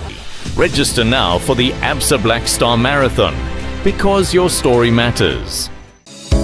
Drowning in deadlines, data running wild. Let's fix this together. Join the evolution. Join the sharpest minds in HR at the HR Connect Conference 2025 on August 8 at the Movenpick Hotel, Accra, under the theme Empowering HR Excellence, Leveraging Data, Resilience, and Wellness for a Thriving Workplace. It's not just another conference. It's strategy, tech, wellness, and a few smart laughs too. panels, keynotes, real talk, and real solutions. Let's lead, connect, and transform the way we work. For further inquiries and bookings, please call on 0541 222 365 to secure your seat. HR Connect Conference 2025. Lead, connect, transform.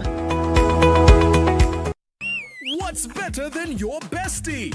A bestie with blockbusters and bedtime cartoons. GoTV streams your fave soaps, sports, and the loudest laughs. No extra charge, just internet connection. Your shows, your vibes, your anytime, anywhere bestie. GoTV Stream. Download it now.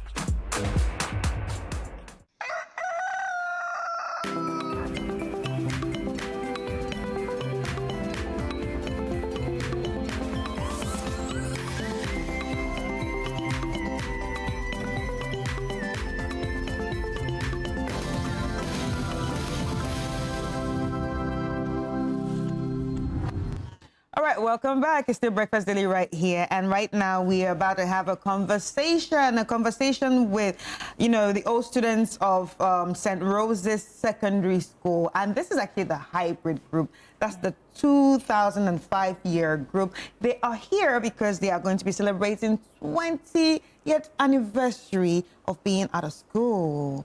Wow, you're welcome, ladies. We have Angela Amwa, who's Rosa 2005 hybrids, part of the planning committee member, and Enid Efia Ajiman, who's also part of the planning committee.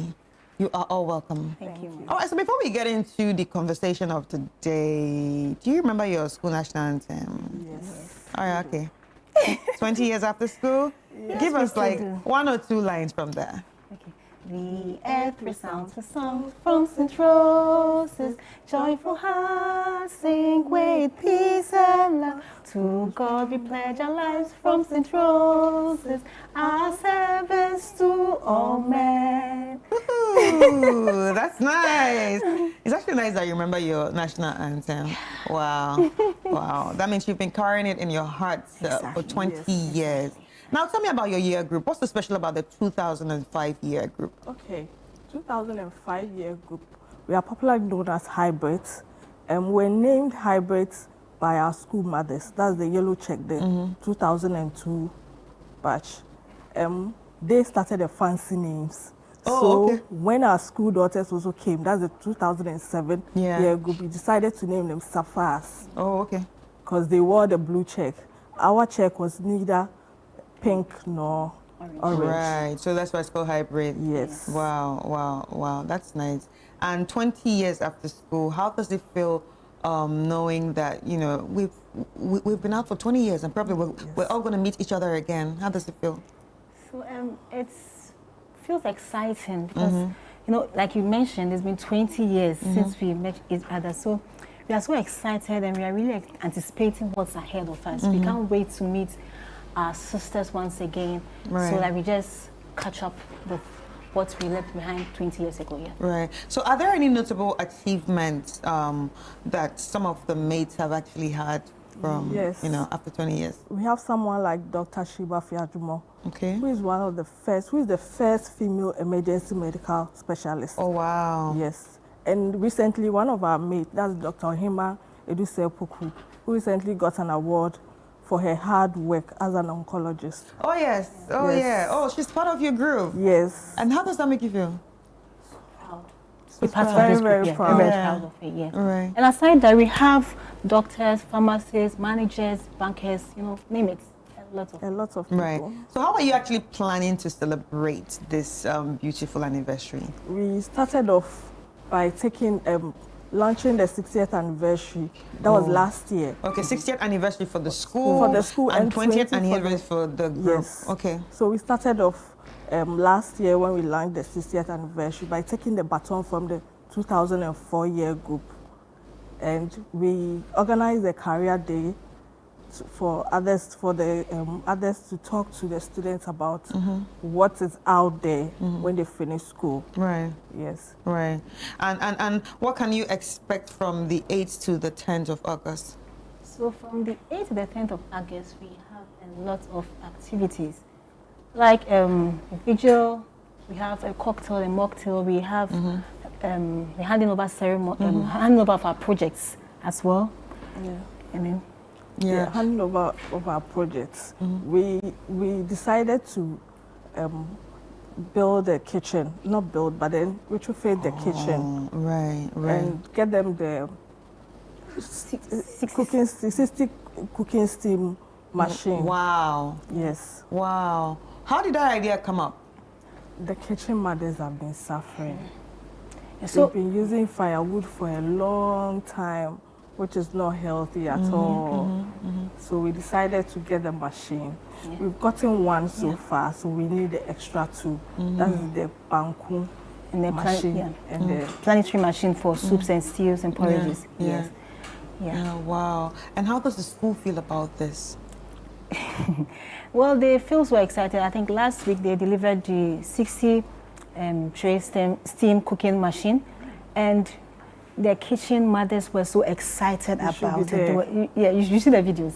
They were so excited about it. And also we handed over a little token to them. We gave them a piece of the anniversary cloth. Yeah. Yes. So they were so excited about it because I think they realized that at least their troubles it's over. Yeah, it's been solved to some extent. Yeah. Right. Wow, that's actually very interesting. And like, who are the other groups also going to be celebrating with you? We have the 74, 75 year group, 85, the 2000, 2005, that's the hybrid, the 2015. Wow, that's nice. So, I'm sure you've already visited the school a couple of times. And how do the kids actually feel when they see that, oh, these great people actually were students here? They just can't wait. And the message we preach, we tell them, is let the school pass through you, not you just passing through the school. Right. I think what she means by letting the school pass through you, it means that learning what you are being taught in the school. Don't just go through the school just like that. You should pick up a lot of things, and that's what is helping us out there. Right. Yes, the school really helped us.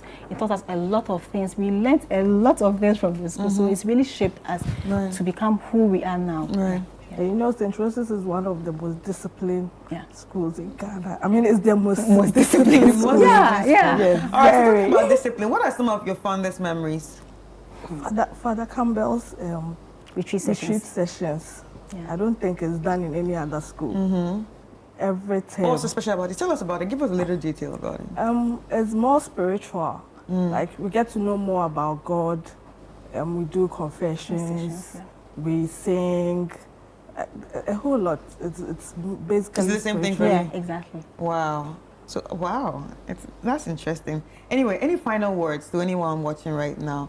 And if you want people to contact you to say, okay, maybe we want to be part of this and we want to know some of your activities, can you share numbers and all that?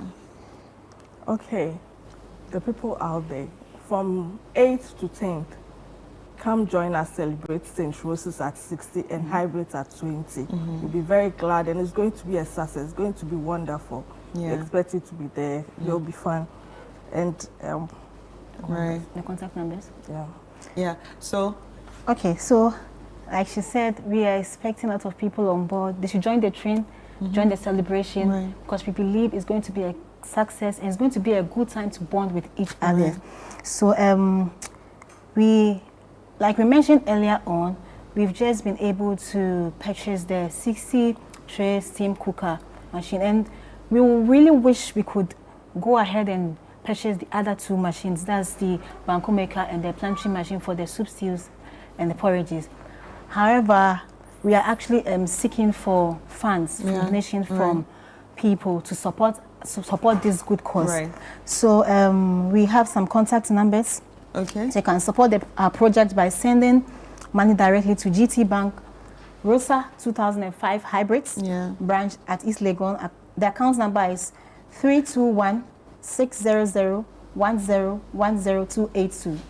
321-600-1010-282. Okay. And we have a Momo number. Right. There's the merchant ID is 271961.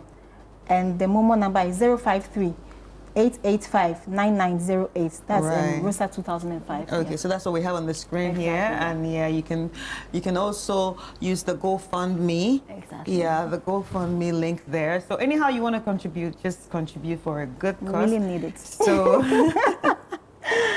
so you can help the St. Rose's School. Yeah, especially the mothers that have been cooking for the kids. It's important that we all come together to help them. But thank you so much. It was really nice talking to you, and it was really nice having this conversation. And also, well done to you.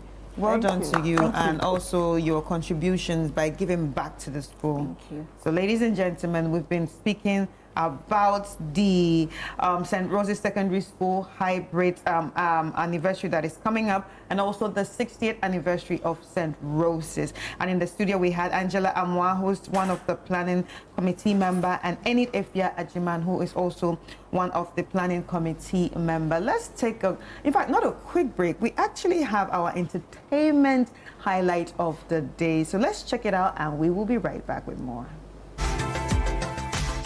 Hello and welcome to Entertainment Highlights on Breakfast Daily. This is powered by GhanaWeekend.com and presented by Ni Komete Kome. Now let's jump into our first highlight. Veteran Nigerian actress Rita Dominic celebrated her 50th birthday with an elegant event in London, surrounded by African cinema's elite.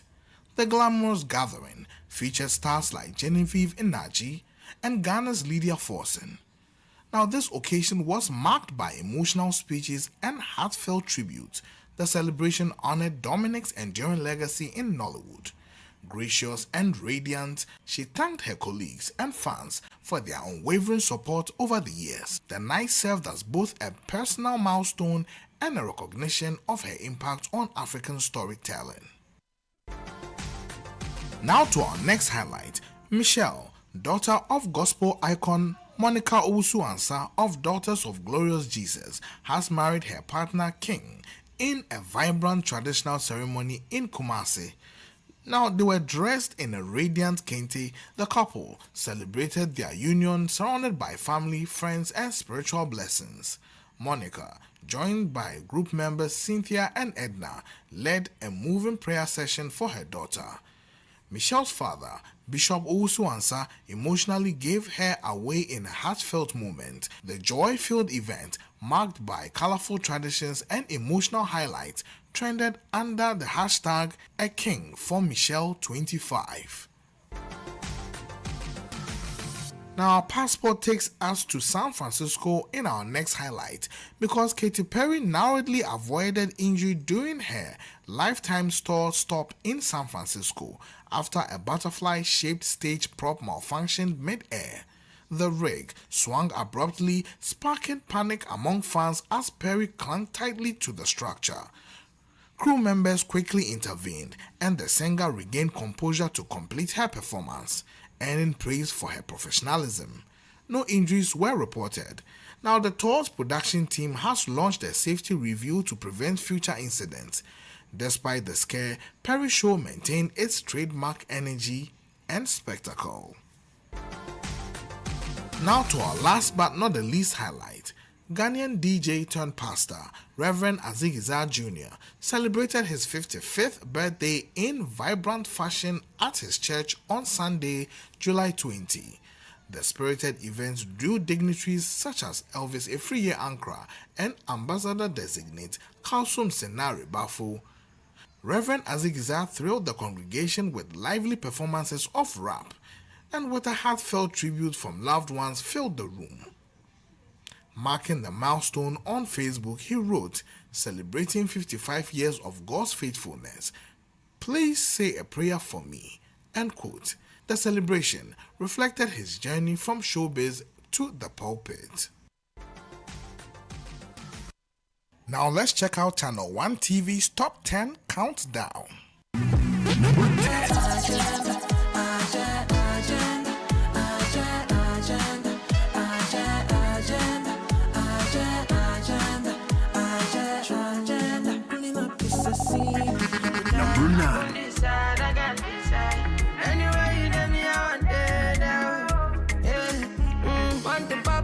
like the poppin' vibes.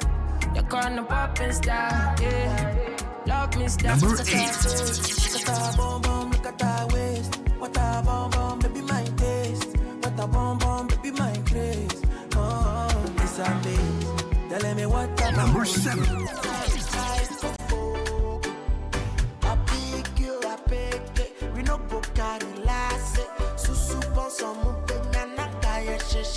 Number 6. Don't see the 1001. Drip no everyday for white tee.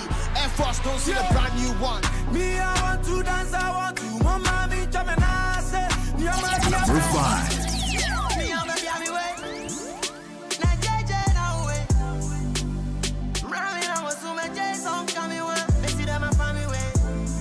Number 4.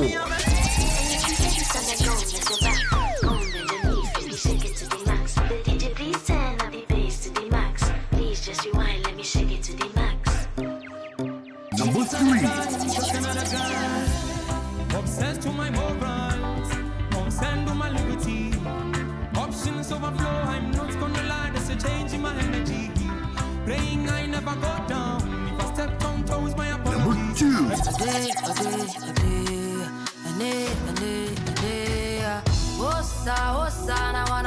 Beginning to think I don't need another lover.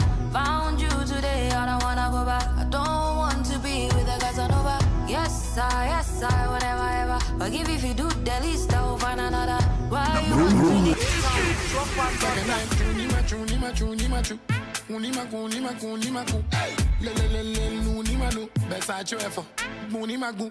One side, shoulder, shoulder, one side, shoulder, shoulder, one side, shoulder, one side. This is the Channel 1 Countdown.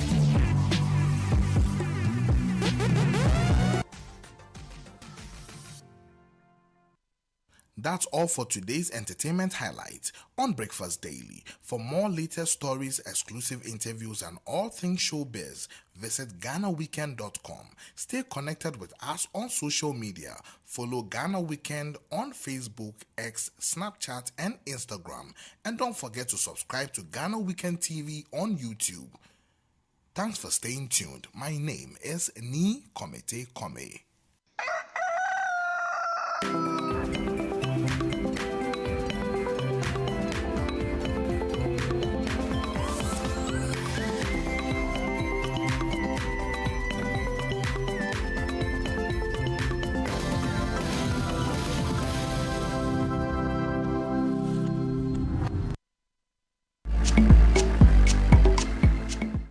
What's cooking? Welcome to another episode of What's Cooking, the show where we stare beyond meals. What's going on here? Me facial. My guest today is Naramle. She is a communications and marketing expert. She's also the founder and CEO of many things. So we're making what I call the Kobe jollof. The Aries in me just likes to go on an adventure. Chef Kiki. Yes. I saw that you were working on some chicken. What were you doing with it? So I was marinating the chicken so that we have all the seasoning flavors incorporated into it, and then when you put it in the oven, all the juices, the flavors, they burst out, and you have a better, meal. You'll be able to imagine enjoy if Chef better. Kiki is your teacher. Oh my God, her voice is like music to my ears. Jollof, you can't just use any rice. Otherwise, it will show you pepper. Literally. What's cooking? Cause you're right on time. Yes, I'm right on time to eat some jollof.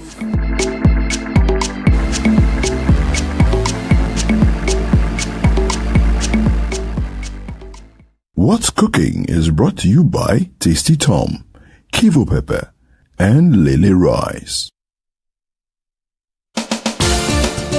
Where politics meets power, where the tough questions are asked, welcome to Face to Face. Every Tuesday at 9 p.m., join Umaru Sanda Amadou as he takes you face to face with the key players shaping the future of our nation. I lost over $10 million at the trade fair.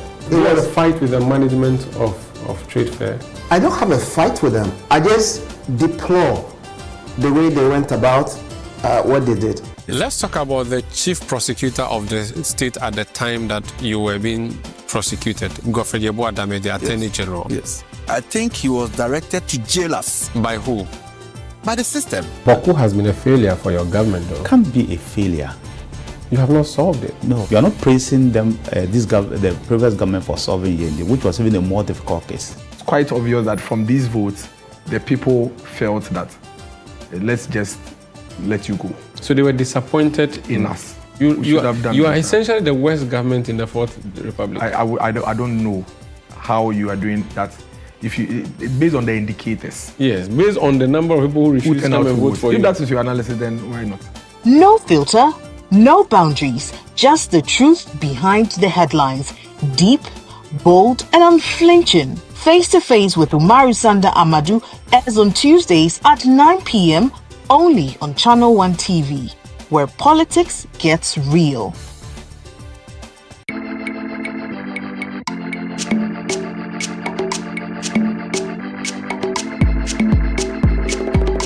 What's cooking? You are very welcome to the show where we stir up delicious meals. So who's Lali and who's Lola? Okay, should we confuse her? Give me small water. A little more than you pour everything. So now if the thing doesn't cook well, who should it will be you. We share inspiring stories. I was planning to move to Ghana and I was looking for tea. Whenever I come to Ghana on holiday, I was always looking for different types You were of really tea. in the UK before? Yeah, I was in the UK. And we savor every single moment at the dining table. I said, what's cooking? Nobody minded me. But as the judges here, in fact, all rise. Why are you like this? Because I'm going to judge here. My name is Apioko Seiram Ashong Abe, and I am your host. Apioko is enough for me, and here on the show, I'm ready to take you through everything that you need to know in the kitchen of kitchens. Wow. That's beautiful. It's really lovely. Really fragrant. It's almost like perfume. Yeah. What is macaroni pie? If you ask any Barbadian, they'll tell you that one of their favorite dishes is macaroni pie. So it's time. Grab your apron, sharpen your knives, and get ready to get cooking with me right here on What's Cooking.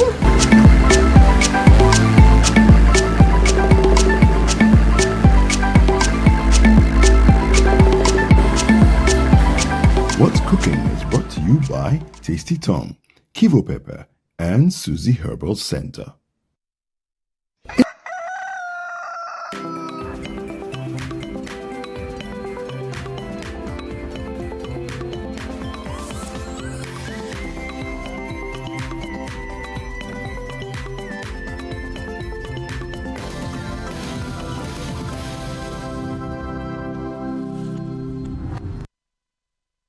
And of course, we are always grateful that you stayed here with us on a Breakfast Daily on Channel 1 TV. And now let's bring you this troublish story. It's like we are going into the communities to know what is happening in some of the communities. But let's go to the Zwarungu area, where we understand that the Zwarungu SHS has been shut down after students' violence or clashes. And there is a story on citynewsroom.com and also channel1news.com, because you have that story. Yeah, Zwarungu SHS shut down after violent student clashes.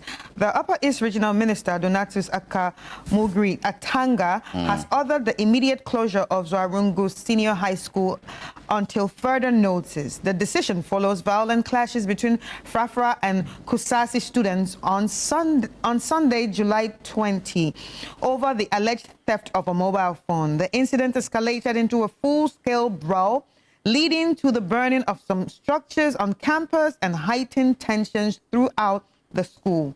According to a City News source, the police has arrested 4 students in connection with the incident. However, one suspect reportedly escaped while being transported to the station, allegedly seizing a police officer's magazine during the escape.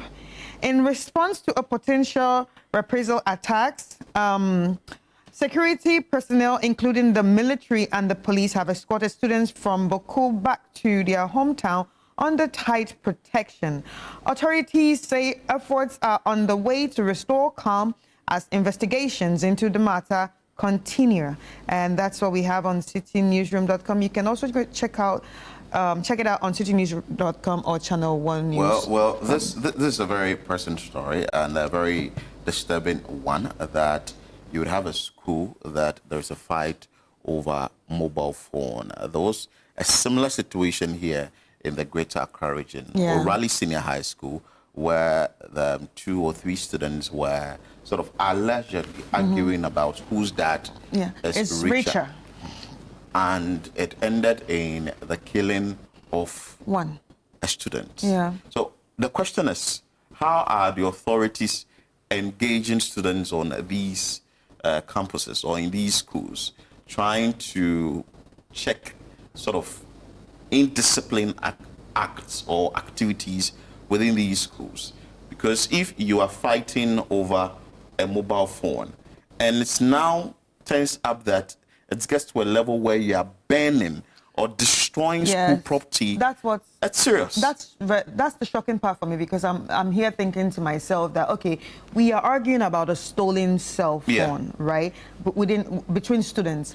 What now concerns the school properties? And you said the school properties are ablaze. Ablaze. What kind of students do we even have in these schools these days? Like, it's so confusing. I know sometimes we want to blame, we want to also put some of the blame on the teachers. Okay, you got to be this, you got to be firm on them, you have to be this. But where are these people coming from? What kind of homes are they coming from? And I know with secondary schools, you are not supposed to use mobile phones. Yes. But some people will definitely steal themselves and use these mobile phones. But another issue is how, I think there's a check. Always the buck stops with leadership. So if something is not going right in the school, who are they going to blame? Either the house mistress, the housemaster, the headmaster, the head teacher, and all that. Those are the people that will be blamed. But the fact that you eventually destroy a school's property, we understand the issue is under investigation. It's just unthinkable. It's sad. On Saturday was my son's graduation. I was with a couple of students and then, parents, and then we were talking about, okay, what school next? And then one of the parents said, okay, my child went to a certain school for 2 months. I had to pull her out because the influence was too much. And I had never, ever thought of it like that before.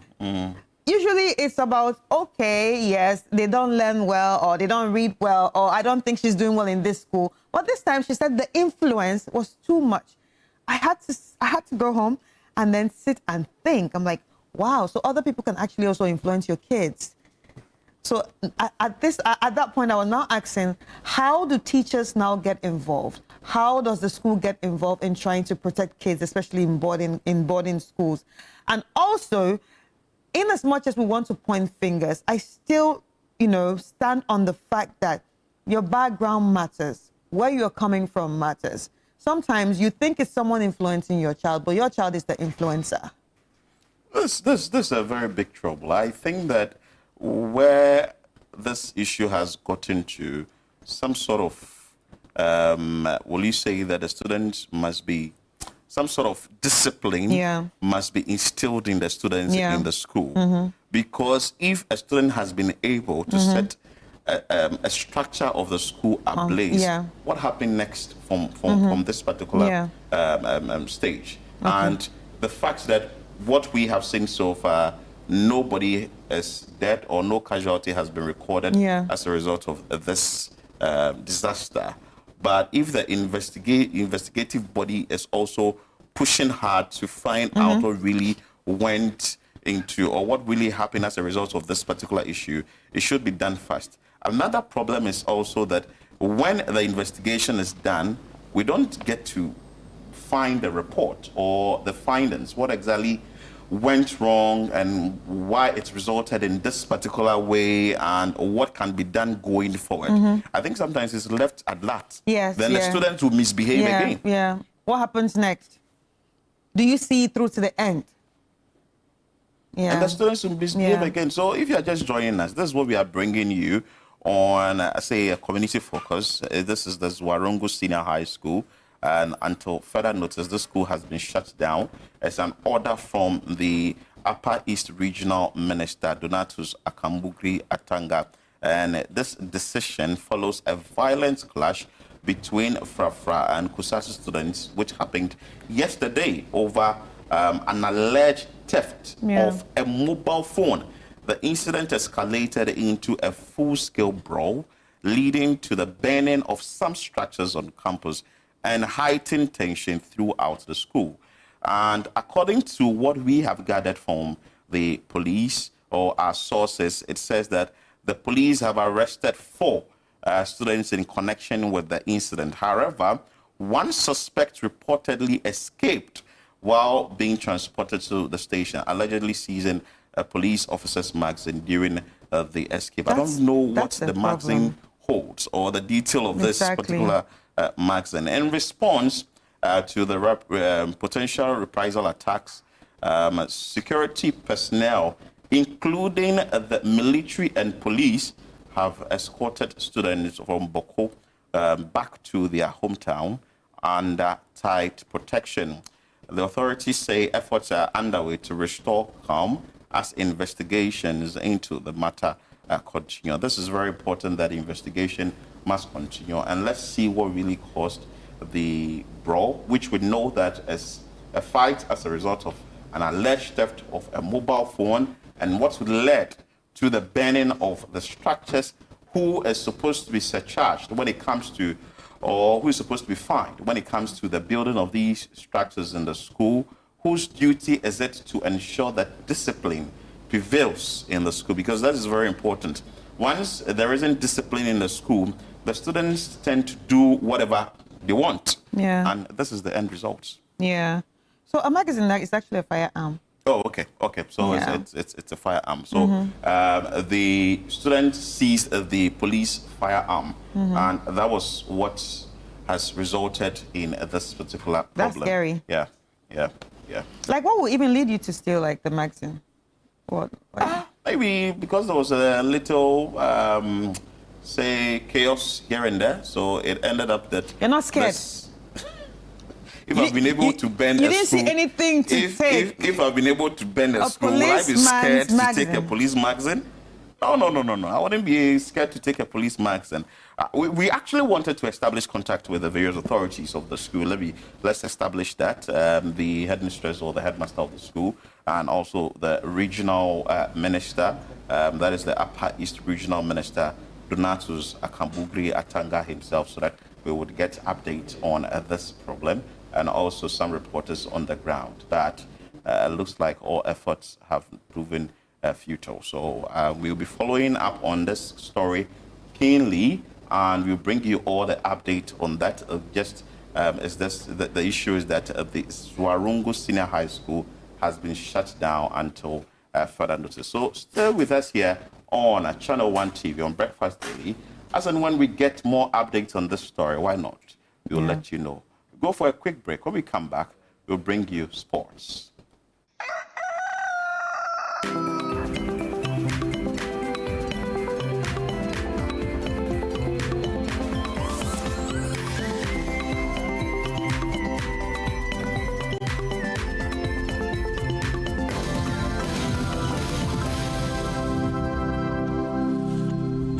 In a world filled with challenges, we all need guidance, hope, and a lifeline to anchor us. This is Lifeline, and I'm your host, Fred Crunchy Mensa. From social issues, relationship challenges, and family matters, Lifeline is here to inspire, uplift, and guide you on your journey. Where we give you support, where we hold your hand through the valley and through the thick and thins of life. Join Bishop Fred Crunchy Mensa. I welcome you especially to Lifeline. Every Tuesday and Thursday at 10 p.m. right here on Channel 1 TV. Let's walk this path together, strengthen our faith, our families, and our lives. Lifeline, because every soul deserves a guiding light. Tune in to Lifeline on Channel 1 TV and let's grow together.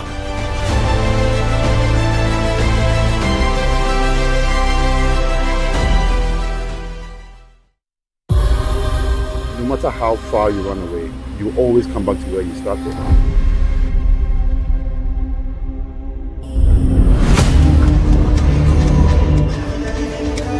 All that on top of guys.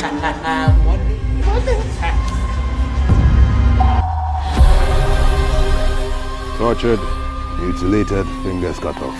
I'll lend you the money. My boss believes in giving players another chance. You don't know what to do if you don't have the money to pay back. Come listen to me. Sir, it's done. Good. 1 week. That is all you got to pay up. You've been gambling. Again. Unfortunately, we're still chasing shadows. He's clearing the board to make way for something bigger. How could you do this to us, God?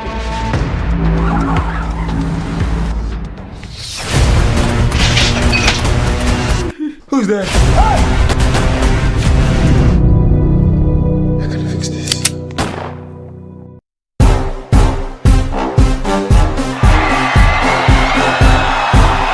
When the stars come out, Ghana Weekend turns up the lights. From the hottest red carpet moments to the wildest after parties. And for all your celebrations, anniversaries, and unforgettable moments, if it's happening, we're there. First, fast, and fabulously.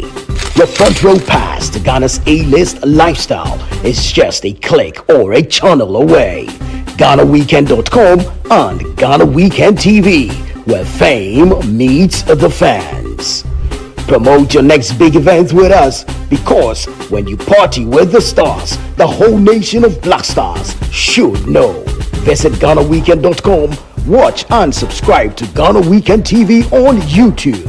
Stay connected with us across all platforms. Follow us on Instagram with the handle at GhanaWeekend.com, on X at Ghana Weekend, on TikTok, Ghana Weekend, and on Facebook at Ghana Weekend. Join the Ghana Weekend family today. Ghana Weekend, all access, all glam, all yours.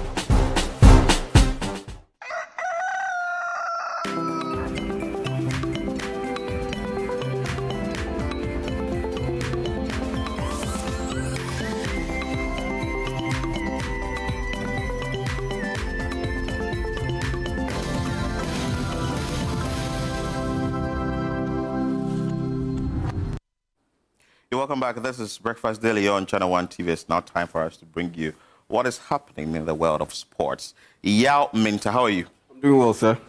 This morning I heard Rashford to go take some money before Barcelona. Is it true? Oh, yeah. He's on the verge of taking the money. Okay. Yeah, he's on the verge of taking the money because a loan agreement has been more or less agreed or decided or settled on between Barcelona and Manchester United, a loan deal. And so what is left is that for him to complete his medicals, and then they can sign on the papers and finish up on the move, which is stipulated to be a loan deal for a year with the option to buy for £40 million. So Barcelona have the opportunity. They have the option to either retain Marcus Rashford after this season, or they buy him, or they also have the option of letting him go after this season if they are not satisfied with his performance. The United fans are saying that he should be there at yeah. Barca. I mean, is it that he's not performing well? Yeah, he's not been performing well, at least consistently. He's not been performing well consistently, and on top of that, his body language, some of the rhetoric from his camp and from himself, it hasn't been the best. I mean, if you go grant an interview and you say that you are ready to move on with your life and take on another challenge, then clearly you do not want to be with the team. The United. And so, so fans are clearly I'm happy that he's leaving the club, because at the end of the day, the coach, Ruben Amorim, has also decided to cast him out of the team. And so, if you're not playing for the team, by the end of the day, you are receiving top-level wages. You are hurting the team. So, once you leave and your wages get taken off the books. Did he play last season? Yeah, he played last season to a point. The first part of last season, but it was the second half of last season that things began becoming choppy, and that's what led to his loan deal to Aston Villa. Okay. So last season, the first part of last season, he was with Man United. The second half, he ended up playing it out with Aston Villa, and it looks like he's on the verge of playing another season away from Man United on loan. So hopefully it works out for him. Others are also of the view that he's going to play well in Barca, since the Lamine Yamal is there and those guys are other there. guys are there. Yeah. Well, I think it will have to do. Yeah, that's true. That's a good point. But I think you have to do about motivation, as in he will want to prove a point, and the fact that it's not every day that you get to play for Barcelona. I mean, Barcelona is one of those glamour clubs, and you've been fortunate enough to play for Man United. Things didn't go well, and how many footballers in this world get a second chance, and their second chance is to get to play for Barcelona? It's quite rare, and so he's in a very lucky position, in the sense that Man United next season won't compete in the Champions League, they won't compete in the Europa League, they won't compete in Europe, but you are going to compete with Barcelona. And compete in the Champions League next season. So it's a big win for him, the chance to play and also get himself into the conversation of being named in the England's team that will compete in next year's World Cup. But with his poor performance, let's put it that way, something should account to that. Yes, and that's what I'm saying. Like the motivation. I think it wasn't all about injury. Injuries played a part, but I think it's on the minor side. I think it was all about his attitude and his approach towards competition at Man United. Look, the guy just wasn't ready to meet the demands of the coaches. And so he's been at Man United for how many years? He's been at Man United since 2016. Oh, then yeah, since 2016. I remember he made his debut under Louis van Gaal. Yes, in that Europa League game. Was it against Midtjylland?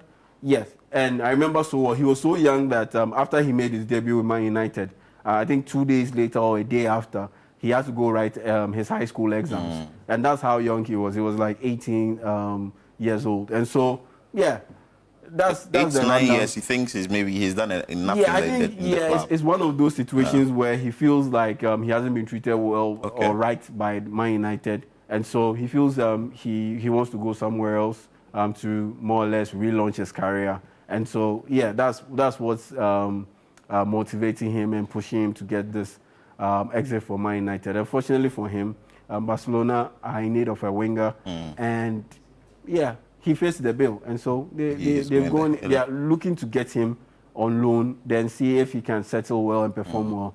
Then they can go ahead and make the purchase permanent. Anyway, wish him well. The fact that we are talking extensively about him is because he's trending. Yes. Anyway, what else do we have, or you have for us in sports? What else do I have in sports? This past weekend, some Black Stars players were involved in preseason games because as the season is picking up ahead of the new campaign. And so Mohamed Kudus, Ghana star boy, he recently moved to Tottenham Hotspurs, and they were involved in a friendly game against Reading. And his first game is a preseason game. It's no big deal, but he made quite an impression. He bagged an assist, and he delivered some highlight moments in Tottenham Hotspur's 2-0 win over Reading. And then you had Leicester City.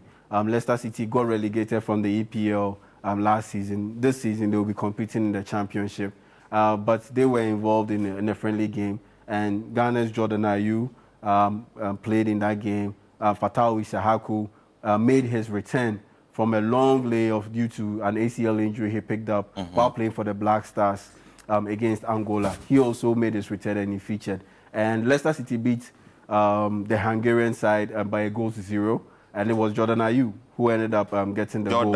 Jordan, who ended up getting the goal for Leicester City. And so, yeah, that's the wrap on the Ghana players competing in various teams across Europe. Antoine Semenyo also granted an interview where he spoke extensively on what led to his decision to extend his contract with AFC Bournemouth. Now, moving over to the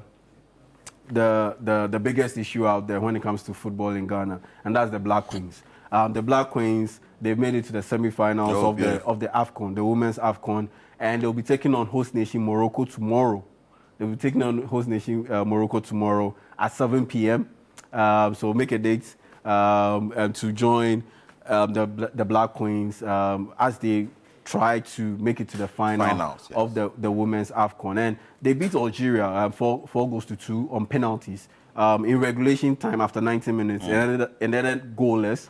And in extra time, it still ended goalless after extra time. And so they had to play penalties. It had to be decided on penalties. And Ghana ended up winning by 4 goals to 2. Our goalkeeper, Cynthia Conlan, she delivered some wonderful saves. And we ended up winning that matchup. And interestingly, that's Ghana's first appearance in the knockout stages of the AFCON since 2016. I mean, Ghana was a consistent heavy hitter in the early years of the AFCON, but we've fallen off after 2016. 2016, we made it to the semi-finals. We finished third.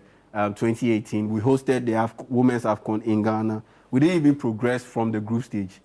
2020 got cancelled, obviously, because of COVID. 2022, we didn't even qualify.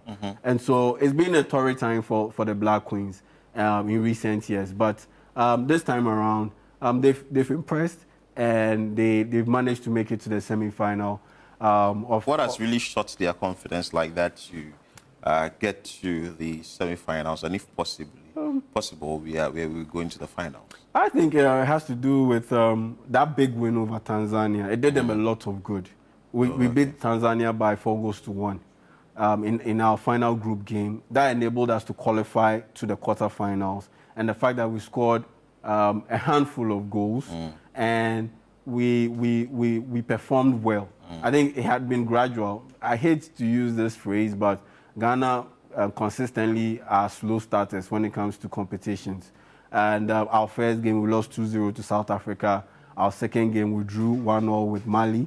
And our third game, we beat Tanzania by 4 goals to 1. We are warming up into the game? Yeah, that slow start thing, that's what tends to happen to Ghana teams when we compete in tournaments. And yeah, like I said, I hate it. I don't like it. You need to hit the ground running as quickly as possible because it ends up costing us a qualification in some competitions. Case in point, the 2022 World Cup and all that. So if we try to change that trend, I think it will benefit our teams. But it is what it is. They went into the competition, had a slow start, but things have picked up. And yeah, we managed to qualify to the quarterfinals. We played against Algeria, a very stubborn Algerian team that hadn't conceded a goal throughout the tournament. And they had the best goalkeeper at the end of the group's phase in the competition. That's Chloe Ngazi. And they still didn't concede when they played us in regulation time because it was goalless. So technically, they didn't concede a goal till they exited the tournament. And yeah, we managed to get that penalty shootout win over Algeria. Like I said, thanks to our goalkeeper, Cynthia Conlan, making 2 good saves. And yeah, we are going to face another daunting task. Morocco. The host nation, Morocco.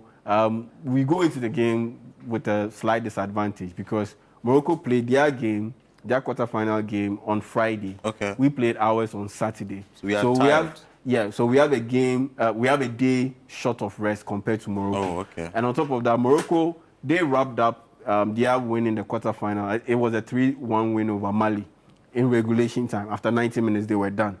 But for us, we played 90 minutes and played 30 more minutes in extra time before penalty. So, yeah, physically, there's a bit of fatigue too there. And on top of that, you can't take it away. It always plays a role. We are going to play the host nation. Some decisions will go in their favor. Yeah. And even the fans. Yes, the fans, the intimidation and all. Yeah. So we go into that game with a lot of disadvantages. So I think we should keep it pretty tight, and we should be able to grind it out and make it to the final. I think it will be a great achievement to get these young ladies, for these young ladies to get to the final, because with the exception of 4 players, the rest of the team, the rest of the members of the team haven't competed at the AFCON before. So it's a young squad, quite new, and so be able to make it to the final will be such a great achievement. Nigeria will play against the defending champions, South Africa, in the other semi-final game, which will also take place on Tuesday. That's at 4 p.m. But Ghana's game against Morocco will be on Tuesday at 7 p.m. And so moving on to more good news for Ghana, but this time it's on the track and field events. And Ghana's Abdul Rashid Saminu, he has broken the national record and has set a new national record in the 100 meters. And so the national record up until May 31 this year was held by Benjamin Azamati. That was 9.90 seconds in the 100 meters. It was 9.90 seconds. Then May 30, depending on where you live in the world, May 30, May 31, Saminu broke that record and he set it at 9.86 seconds. And just this past weekend, on Saturday dawn, Sunday dawn, wherever you want to look at it, he lowered his mark by running a time of 9.84.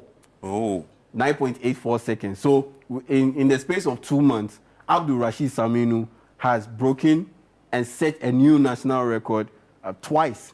And that's very, very commendable. The guy is in absolute fantastic form, and he deserves a ton of commendation. I'm a bit surprised that after this achievement, this latest achievement, I'm yet to hear from the sports ministry and the sports stakeholders. By now, at least some $10,000 should have been given to him because to congratulate him. Yeah, to congratulate him and motivate others. Him. Yes, and motivate others because you've done a wonderful, brilliant job by breaking the national record not once but twice.